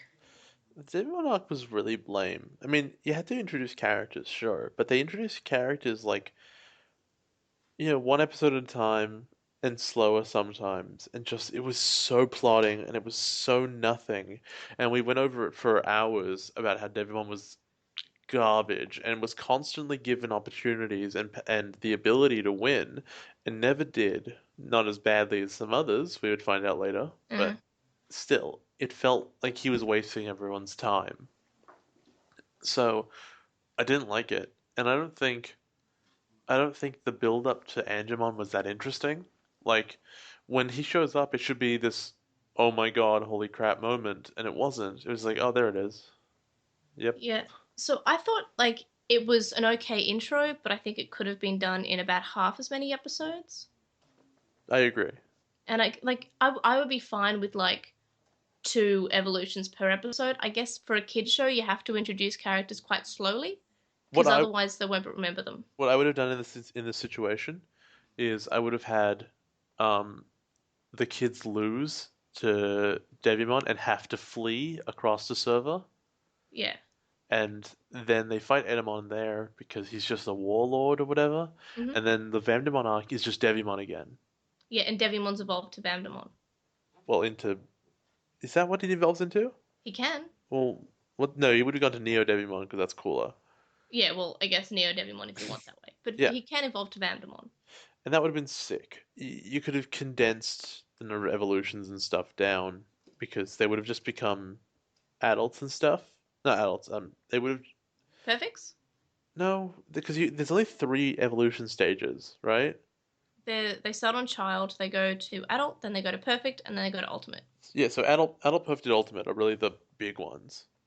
So they go to adult against Devimon and they lose. Obviously, they lose, and then they go to Edamon, and because he's kind of just like a warlord thug, he's not actually on Devimon's level because he's the devil and this is a monkey. Uh-huh. It makes sense you could beat him as adults, and then that's cool. And then now it's been a long time and Angemon still hasn't shown up, and you think, what's going on? And because you never introduced Kari, and Angelwoman's reveal as the thing that beats Vandemon isn't a big deal, and you could have done the prophecy way earlier, and it would have been really, really vague, talking about hope because crests hadn't been revealed yet. And if you do the original thing with in the Japanese and not tell the kids exactly what all their crests were from the beginning, Mm-hmm. I think it could have just been much, much more interesting. What about Edamons? Now, I'm gonna let you in a bit of a secret here. Yeah. I don't like the Edamon arc. I like Edamon Really? as a villain. I do not like the arc. I think it's basically it's called Taichi the arc. It's just about Taichi. All the other characters just sort of sit there. Sora does nothing except for be a damsel in distress. This arc just I think it would have been better if they spent more time getting to adult even or more on them pursuing the trait of their own crest, like them talking about that more rather than Taichi has issues with courage. Oh, Skull Greymon. This arc is just Taichi's arc, and I didn't realize it until I rewatched it now that it's the other characters could just not be there, except for Sora because she needs to get kidnapped because hey, she's a girl. So it just I thought Edamon's a great villain. I think this is the worst arc. I think this is much better than Devimon and arguably better than Vandemon's one because, yeah, it does focus on Tai a lot, but that's not necessarily a bad thing. Having a protagonist or a main character isn't a problem. It is different from all the other stuff, but that's not inherently sinking. What you have to the way I think about it is that it's the most narratively tight, probably, of all of them, Uh-huh. where stuff happens pretty regularly. And we had our first few good episodes in this. We had, I guess, Home Away from Home counts as part of it, and the Earthquake of Metal Greymon. I think those were our first good episodes that were good in both versions and weren't dumbed down too much. I think so too. But I still think that I just didn't like how it just focused on the one character and made all the other characters basically just there. Like they became supporting characters in the show that they are main characters. But often, like we see with Vandemon and Devimon, often the kids, they're all the time in these really weak positions, and the bad guy could win, and they just don't because they're stupid. Edamon always made the right decisions, and the kids beat him despite that. Well, and that makes them look like heroes. I'm saying he's definitely a good villain. I know, but I mean, he made decisions throughout the arc that made the arc good. He's always chasing them, so they're on the run, so there's tension. And it's not like Vandemon who's just wandering around the city, and you'd think that his reign of terror would make the kids scared, and they're like, "No, we're fine." Oh, I just think I remembered the worst episode. What was it? It was the episode between the Devimon and Edamon arc where they're just on the water and they go and get the crests. I think that could have been pushed into the bit where they meet the Pokemon. Yeah, probably, but I don't think it was that much worse. Yeah, but like I think it might be one of the worst. I mean, it was a fine episode. I just think that like it just comes to mind as an episode where I was just kind of like it was a bit boring. Yeah, okay. But it was okay. But yeah, continue. Sorry. That's okay. I think I'd really got to the end of it, but I wouldn't put it last by any means. Like Edamon made the arc better because he was an effective villain, which is another topic that we'll discuss in a bit. But here's the thing: if you replaced Edamon with a different villain, but who did the same things, but he just had a different personality, Yeah. it would have been equally as good. Yeah. No. Yeah. I'm saying like, and if he was replaced with like a Devimon who basically just was very passive in killing them, which was not really do much, No. and didn't chase them and just separated them. Like I think that this arc would be much worse if it had a villain who was just basically just there. What I mean is that if you took away Edamon's, like what Personality. I call Elvisness, Elvis. Yeah. it wouldn't have damaged it at all. Like I found that entertaining, but that's not what makes me put it at number 2 or 3. Like I mean, I think Devimon might be the worst one, but I'm just saying that Edamon's arc also isn't good. But Edamon's a good villain, but the arc was just too much focused on Tai. What about the Vamdemon arc, which includes the inside, like in the digital world and outside? So what about the inside of the digital world? I feel like the inside was really boring. I wasn't a big fan of that. Yeah, that was basically just them getting their crests. But or activating their crests. yeah, that was whatever. But like but the real world stuff had potential. That was good. But the villain was constantly screwing up, and you couldn't respect him. So there was no tension whatsoever. And we've talked about this forever. I think it's the most talked about thing we've ever discussed, really. So, if you got to this point in the show, you know how I feel about this. But yeah, it has a lot of potential of stuff going on, and that's what the show lacked a lot when it was going not monster of the day formula, but crest activation of the day / evolution of the day. It lacked like progression, and this arc had probably the most progression, but it was stunted really hard by a bad guy who refused to be good at his job. Yeah. What about like I mean I thought in the digital world was an all right sort of introduction to him. I think it was worse than the real world portion of the arc, but it was okay. I mean, Princess Karaoke could have been very much improved if Togemon evolved to Lilymon in that episode. But, it was fixed in the novels, so. What about the real world part of the arc? I said it had a lot more potential. It had more interesting things going on with it, but it had all the underlying problems that the rest of it did. And I was happy to see it finish. I have nothing else to say about it. Yeah, neither do I. I mean, I liked it. Like, I thought this was the first, like, few good episodes that we had. Like, we had the Pumpmon and Gotsumon episode, which I really liked. We had Flower Power, which I really liked. We had bits of watching the kids in their downtime. We saw a bit of... We got character development for Koshiro. We had some character development for Joe. Hikari was there, I guess. And, yeah, it was... I liked it. It wasn't as good as the next arc, though. Yeah. So now we're on to the Dark Masters arc. Easily the best one. Yeah, and which portion of the Dark Masters arc do you think was the best? Easy. Definitely. Like, no contest. Like, I'm glad that Mega Seedramon only went on for 2 episodes, and I'm glad that Mugendramon only went on for 2 episodes, because I think that was enough. The Mugendramon episodes were better than I remember them being. I remember them being very boring. I thought they were okay. I like Metal Empire. I just bought a Pendulum 5.5 and a Pendulum Cycle 10, so I'm very hyped on the Metal Empire at the moment. They're very good. I really liked Megadramon and Gigadramon.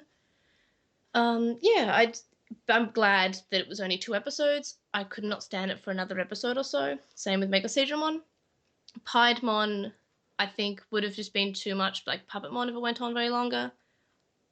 So I think that they did well with how many episodes they gave to each character. Also, Lady Devimon was cool. Lady Devimon was really cool, but yeah, I don't know what to say. I really like this. I like that arc a lot. Yeah, well, it was definitely more of they definitely improved. And the writer who this season was separated into writers, this writer deserves an award. Do we include a Pokemon in this arc, or do we just separate that into its own arc? Can we just pretend it never happened? No, but the last episode was good. Can we? Okay, No, can we but just can we pretend? just pretend his bits never happened? Can we just pretend it was Piedmon all the whole time? He just rips his face off and is a Pokemon? Yes. Yeah. Okay, canon. What about the weirdest addition? Like, for example, I thought Marco Polo was a weird addition. They just, instead of, just floating around and saying, don't lose hope, they started playing Marco Polo. Can I say that Hikari was a weird addition? Oh, I'm just talking about, like, the weird addition of, like, that they added in the dub.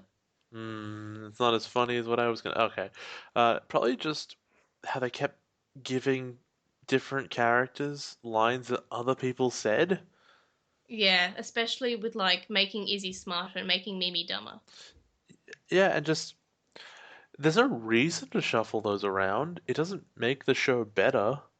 It undermines characters and makes them more two-dimensional. And it's really weird when you've got writers there who are going out of their way to make the characters worse. So, I remember when I was trying to think of weird additions, I remembered one from The Prisoner of the Pyramid that was just by far the strangest edition. Yeah? And it was Piomon saying, "Hurry up, Sora," and then Sora saying, "Coming, Bio," and it was just for after they'd been kidnapped, and it had no reason. I guess it was to say there's hope they're not captured, even though we saw in the next episode that they were captured, and there was no way they could have been saying this. And it was just like it wasn't even focusing on them; it was like focusing on a pyramid and zooming out. So I just thought that was just the most bizarre addition that they did in the dub. I don't know. It makes no sense they added that. They didn't need to. Do you remember that? Because I do. I don't at all. Yeah, I brought it up in like in the episode where we covered the Prisoner of the Pyramid, and I was just like, why would they do that? So what about the wackiest character? Like the biggest change in a character they made that just made the character completely off the wall, gave them the strangest lines. It's Edamon, easily. They turned Really? him into Elvis. What about Phantomon's but it's no easy task. Ha ha ha. No, Sorry. like he's kind of funny, but he wasn't Elvis before. He was and- still off the wall. No, he was still a pop star, but he became Elvis. And I'm not saying that because of like his weird lines and stuff, but he's constantly singing terribly and trying his hard to be like, "Oh, I'm the king, baby." Okay, Metal Edamon, and get Digi with it. Yeah, it's just he's easily the wackiest in the show. He's a joy, Comes in, what does she know? Love Serenade. pretty much. Yeah. So I had Phantomon, obviously, because that's the best character, and a Pokemon, because it just changed a character from scary, like, bit creepy, a bit unusual, because he was using, like, he was saying we this, we that. So he had some story to him about what he was. So he was mysterious. And they just made him like this, why do you get all the pizza? Where all I get is the crust. That's my favorite line in the whole show. So those are the characters, like, I just thought they made them really wacky and they wanted to change them. They thought they were too scary before. Like Phantomon just holding a scythe. Better make him make puns. IDK. Yeah. So then I have about enemies. So most effective enemy was Puppetmon and Edamon by far. Piedmon, I thought. Was most effective? Yeah, easily. He killed actually won. most Yeah, of he them. won. Yeah, that's right. Oh. I forgot about Piedmon. Yeah. Like Yeah, okay, Piedmon, yeah. easily. He almost killed all the kids. Okay, so I think we both agree that Piedmon was just... Yeah, I forgot. Well, Pokemon killed them. Yeah, but not really. Yeah, but never Oh. did Piedmon. And he was never really scary. Like, I don't know, he was Only because pizza. Yeah. He got undermined by a lot of stuff. So, least effective enemy, Also, Devimon? Piedmon Yeah. also took over the digital world with the Elite Four that he ran. Oh, okay, good point. Yeah. And the least effective, very obviously, is Ogamon. No, he's not an enemy. Yes, he was. No, He's such an ineffective enemy, he became a friend. no, he's not an enemy. He was. He was a lackey. Of That's an like enemy. saying- That's like saying Pico Devimon was a lackey, or Tailmon was like the least effective enemy. which she wasn't Arguably, actually. yes. No, she was really good She was until very. Yeah, until beat she them. she fell in love with Kari, and then she was just like, oh, I guess I'm a chosen. But when she punched them all in the face, like, no, she's actually a pretty effective enemy. Yeah. Pico Devimon, I guess. Wizardmon. Pico Devimon was effective. Oh yeah, he almost made TK get amnesia. He was a bit dumb, but I blame that on bad commands from Vandemon. What about Wizardmon? Does he count as an enemy? No, he was never an enemy. He was just along for the ride. Yeah, he never worked. He never really worked for Vandemon. He just hung out with Tailmon because he could.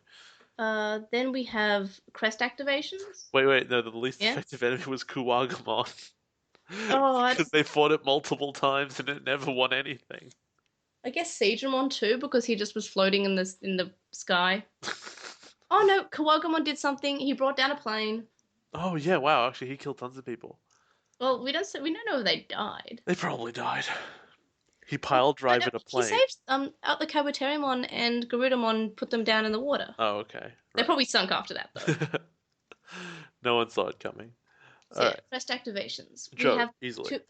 We have two Anonymons who share their opinion, like, you know how I asked? Yeah. Okay, so first Anonymon says, my favorite activation was TK's, while my least favorite was Hikari's. She had the most vague attribute, and why she glowed in the Numon episode and not in the Piedmon episode, which makes sense, because she just glows when she feels like it, I guess. Yep, pretty much. Next Anonymon says, I really like this podcast. Can't believe you guys are finishing the first season, even though you both have jobs and stuff going on with your lives. You are both awesome, especially Jay, who decided to stick around. I am especially awesome. Thank you. And yeah, like, this is basically like my second job. I love it though, because I love Digimon. Anyway, so did you know we have a Patreon now? My favorite crest activation is Mimi's, because purity for her means to be true to oneself, and least favorite is Yamato's, because turns out he didn't value friendship since he attacked Taichi like a few episodes, like 20 episodes later. To me, it felt like the evolution happened because Yamato felt guilty of the way he treated Joe, which I guess makes sense, but yeah, that is a good point. He clearly learnt nothing because he tried to fight with Tai later on. I think the best crest activation was Joe and TK's. I thought that something has to give like you that goosebumpy feeling when you watch something for it to be like an amazing crest activation, and those two definitely, like, they got me. It was just like, oh, this is really cool. Like, Joe sacrificed himself. TK were just believing in, like, Matt and believing in his Digimon and believing in his friends, and that, like, made his crest glow. And the worst, I've just written here because it was slightly anticlimactic, and that was Izzy's. Like, the episode was such a good episode, but it just sort of happened. Like, it was just sort of like, no, stand up, when he, like, breaks out of that weirdness that he's in. Of course. What do you think? I thought that Joe's was easily the best because it's the most abstract, like reliability, and then you see it and you go, that's exactly what that is. It's just intuitive and you get it. It's really strong, even though I wouldn't have been able to imagine how you could have done a crest of reliability before that. Well, it's sincerity in the original version. Well, I guess. Faith or honesty. And the worst one I thought was Matt's. For much the same reason that the Anonymon mentioned. Friendship's a really easy one, and I think, I don't know, it was quite lame, all things considered.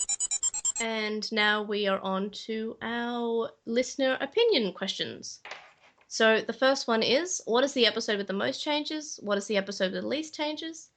And Kanijo on With the Will says, considering how playing games is probably the reason for a lot of the episodes before it, having scenes be moved around to compensate on time, I would say that one has the most changes. Least changes, I would have to say, is My Sister's Keeper, based on how surprised I am on how they kept the Kari almost died to a fever. So Metal Mamemon on With the Will says, the one with the most changes would have to be playing games. In addition to adding the end of the last episode to the beginning, it also cuts out on numerous references to firearms. The one with the least changes, maybe Digibaby Boom. There were a few that practically didn't change anything. And Stephen Patamon says Biomon Gets Firepower has the most changes, and Digibaby Boom was most faithful. So I agree with playing games being one of the ones with the most changes, basically because they edited out firearms and said, oh yeah, I'm itching my poison oak. I think Digibaby Boom was probably one of the ones with the least changes as well. I thought Skull Greymon was.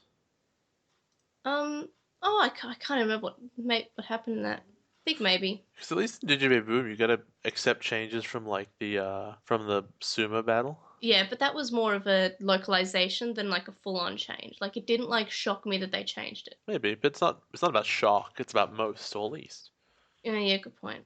I'm trying to remember the other one that I thought was going to be a one that was pretty much the same, but I just can't remember. But yeah, definitely playing games was the one with the most changes. Next one is, what is the dumbest, most unnecessary, funniest, or most memorable dub dialogue change? Pizza. Yeah, but that's just too obvious. Yes, but it's mine because I said So- it first. So Cunny John with the Will says, most memorable dialogue that I like, even though it hasn't come up yet, is Gabumon saying to Matt, you gotta quit comparing yourself to Ty. He's like ice cream. He's vanilla and you're rocky road. So like, well, obviously we have covered that bit now, but yeah, I like that too. It was also kind of cute. It was funny. I liked it. Except that how Metal does he know what those are? is in the script. Okay. It fell from the sky. Okay. In vending machines with no mon. Fine. I don't know. Metal Marmimon on With the Wall said, it's hard to remember, but I slice you like an onion comes to mind. So I'll say that was the most memorable. Wu Qinglong on Twitter says, Raymond, are you gonna be alright? I'm styling, dude. Crazo3077 on Tumblr says, Nanimon loving soda and Myotismon sending Digimon back to the digital world are pretty obvious, but I think the best single line of dialogue is Mimi when she said that these gloves really don't go with this dress. So many of Mimi's lines get this treatment. Stephen Padamon, Jake, and Edgar all say Mimi lines as well. So I guess Mimi wins the dumb award. And she should. Speaking of Mimi, a line that I really remember really well from one of the early episodes, I think it's from the episode Garurumon, it's a good episode. I liked it. I don't think you did. So Mimi says, I don't walk this much unless I'm at a mall. And as you can see, we're nowhere near one. Mimi, stop whining. No, my feet hurt. Maybe if you'd take off your boots and socks, you'd feel better, Mimi. It's much more practical, I think. I'm not walking in dirt in my bare feet. I love the feel of dirt under my feet, especially between my toes. Gross. just thought that was a really cute line. Especially since Palma doesn't have toes. Yeah, but, well, obviously in the Japanese version, it's Mimi saying, my legs will get fat. Agumon says, the fatter, the better, Mimi. They can support your body and can kick the dirt. And Mimi says, I'm not like you. Palmon says, right, legs that look like plant roots are much nicer. And Mimi says, I don't like that either. So, it's funny, but, they made it a bit more whingy. But yeah, Palmon doesn't have toes in the Japanese version. She doesn't have toes ever. And I also liked I'm Styling Dude. I know, because it's your Tumblr, No, it's, quote, it's isn't it? No, it's my With the Will. It says it in my With the Will signature. Maybe that's what I'm thinking of. Yeah. So, besides pizza, do you remember any lines? No, my favorite one's the pizza line. Answer me this! Why do all of you get the pizza while I get the crust? It's so good. Yeah, that one was pretty good. Also, the Phantom on, Say hello to Postmon and watch out. Avoiding his razor-sharp horns is no easy task. Sorry. And here's the second member of our tag team. Naimon, a deadly praying mantis Digimon, which is so appropriate because you're all about to become his prey. I love I love that Phantom. he apologizes. He's like, I know this is the worst thing you've ever heard me say. But he's the best character, and, I think that he should come back and try as someone's partner. So, the third listener opinion question is, what's the best and worst episode in English? And what's the best and worst episode in the original? Do they overlap? And what's the overall best, worst episode? So, Kanijo on With the Wolf says, I like the Japanese version of Home Away from Home. For the English version, kind of difficult to pick, but I did like My Sister's Keeper. Metal Marmimon on With the Wolf says, I completely agree with Jay on this one. Playing games, hands down. Although as a kid, seeing TK being chased around by Puppetmon with a gun gave me a tiny bit of pupophobia. Thankfully, I grew out of it. The dub kind of screws this episode. I guess because it's removing the guns and making him scratch Poison Oak. So I think the best episode in the dub is Home Away from Home, which would have been my number 2 in the original anyway. Then Stephen Padamon says, this one's tough since I've not seen the dub. I've not seen the sub, and I like all of Digimon, so picking a worst is hard. Favorite dub episode has to be from the first arc because nostalgia levels are insane for both of them. So I'd probably say Garurumon because I always enjoy it. Worst dub episode will have to be The Rise of Skull Greymon because Ty just really annoys me in that one. I can't really make an informed choice for sub, but going off your commentary in the podcast, Flower Power is the best, and the one after being Home Away from Home is the worst. Maybe. Going off my unreliable memory. So, Stephen is referring to Forget About It, which was the... I think that's the next one, isn't it? Yes. Yeah, because Ty shows up. But yeah, I thought that was an okay episode. But yeah, best one in both was probably Flower Power. Best in Japanese was Playing Games. Best in English was probably Home Away from Home. Well, I guess after you already count Flower Power being best overall, yeah, best is Home Away from Home in English, I guess. As for worst, I still don't know. The worst in English was PM1 Gets Firepower. Yeah, worst in English was PM1 Gets Firepower. Especially because it was how it compared to the episode that was so good that it could have been. Yeah. And it's not that they took a bad thing and made it better, and then you're like, oh, well, it had potential. No, they took a good thing and made it bad, which is weird. Who does that? I guess at that point, maybe they didn't think that many girls would be watching, and that boys might get bored if they watch something that focuses on a girl too much, even though they made a boring episode by doing that. It could be. It would just be very strange. So our fourth listener opinion question actually got the most responses.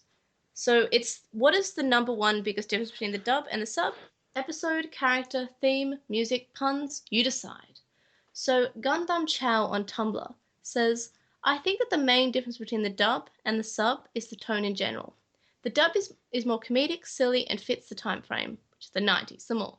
The sub is more adventurous, serious, and you can really get a feel for what's at stake during a fight because of the background music, which is removed from the dub. So yeah, I agree with that. Carnijo on With the Wolf says definitely the music. Nothing kills the mood more than Hey Digimon.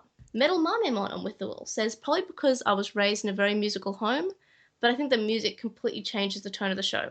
Also, sorry for the rambling if you were looking for the straight answer. So this is referring to Metal Marmemon's previous answers, and that's fine. I enjoyed reading the in-depth thoughts of people because you can just give an answer, but it means more if you explain your answer. Wu Qinglong on Twitter says atmosphere and the tone of the story's delivery. Adventure Hearts on Twitter says changing the characters' personalities and their relationships. Jake, I believe on Facebook, says the puns and the metaphors, like Izzy saying, that's Machinedramon, this metallic mutant can blow out a Digimon just like a birthday cake. Also, Jake also liked how they updated the opening in the English version to feature the perfect level Digimon and Vamdemon. And of course, in the original, this was just left to be Devimon still in the last episode. So my dad actually also answered this question. So my dad says that he hates American dubs in general. Thanks, Dad. Baby Starmaker on Tumblr says that the answer is music for them. And like when I was little, the dub theme and music was good, but it was all I knew and all I had heard. The first time I watched an adventure subbed and heard the music, I literally felt infinitely more pumped and excited, and every moment felt so much more powerful in the sub. Everything else that I've been able to differentiate, appreciate in its own way. So music seems to be a big one. Elemental Flower on Tumblr says the tone of the show, the original version is more subtle in how it presents information and takes itself seriously, despite the story being rather ridiculous. The dub tries too hard at times to make jokes and censor the more serious moments in the show. While neither approach is necessarily wrong, it does create some distinct differences in the story and in the characterizations. I think that the changing in the giving all of the smart lines to Izzy and all the dumb lines to Mimi, I think there's been a few characters who have said dumb things, but they gave it to Mimi in the English version. The music does change the atmosphere a lot. It seems much more energized, it gives you goosebumps, but they just kind of have the same sort of songs in the English version. I mean, the English soundtrack's not bad. And we had that episode where we spoke about our favourite bits of music from English soundtracks background music. What do you think? I think the big differences that always really struck me was the English's inability to allow silence. Oh, yeah. Anywhere that would be these little nice bits of silence to break up the pace would always get filled in with dialogue, would get filled in with stupid jokes, or, Matt and Gabmon grunting at each other. It was frustrating because they were clearly intentional, but the English writers couldn't stand them and got rid of them instantly. So on to our polls that we started at the start of the season. First of all, we have the which partner Digimon would you have? And first of all, I'm going to read the comments that were left here. There are two that I haven't read. So first of all, we have NN, and they say, I can't decide. Palmon and Tentomon are precious cinnamon rolls with awesome powers and evolutions. But Goemon is just so sassy and funny, but I love them all. Then MP says, I chose Patamon not only for the obvious reason that he turns into Angemon, but because he has such a nice, bubbly personality. He would cheer you up in bad times, and he could climb onto your shoulder or rest in your hand.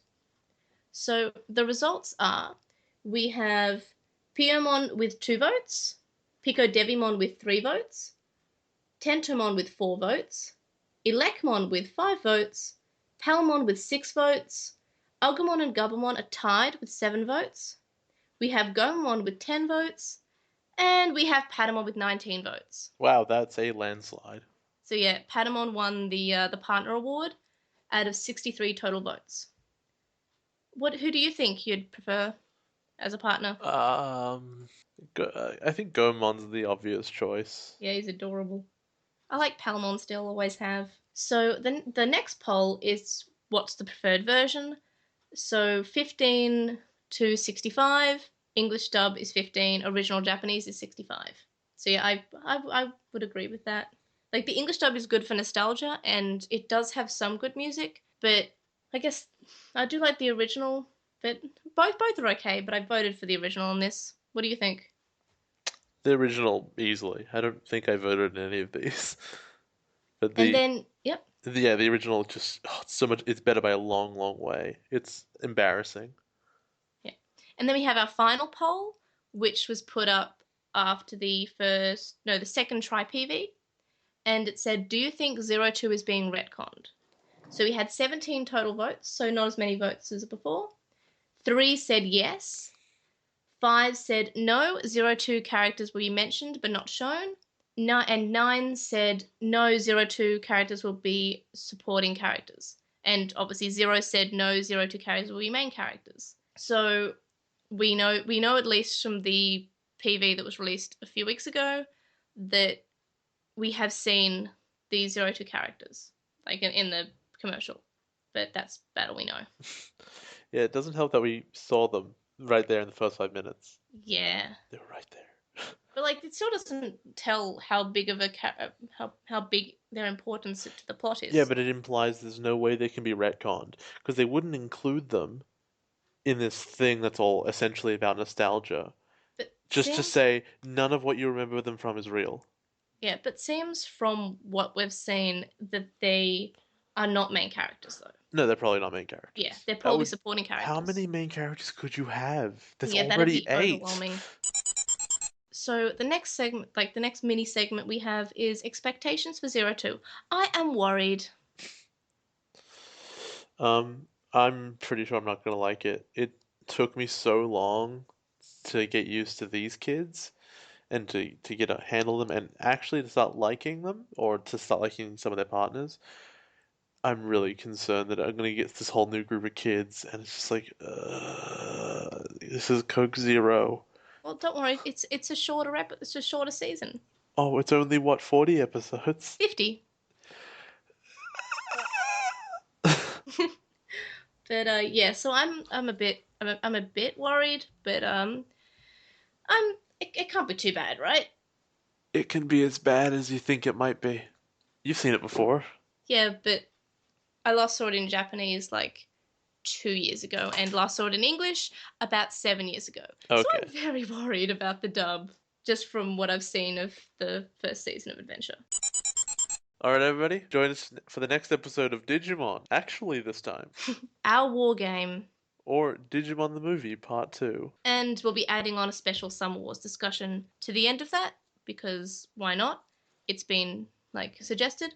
Also, I guess the true answer to what's coming next is we're doing a special episode with on Try, which is coming out this weekend, probably Sunday evening for us.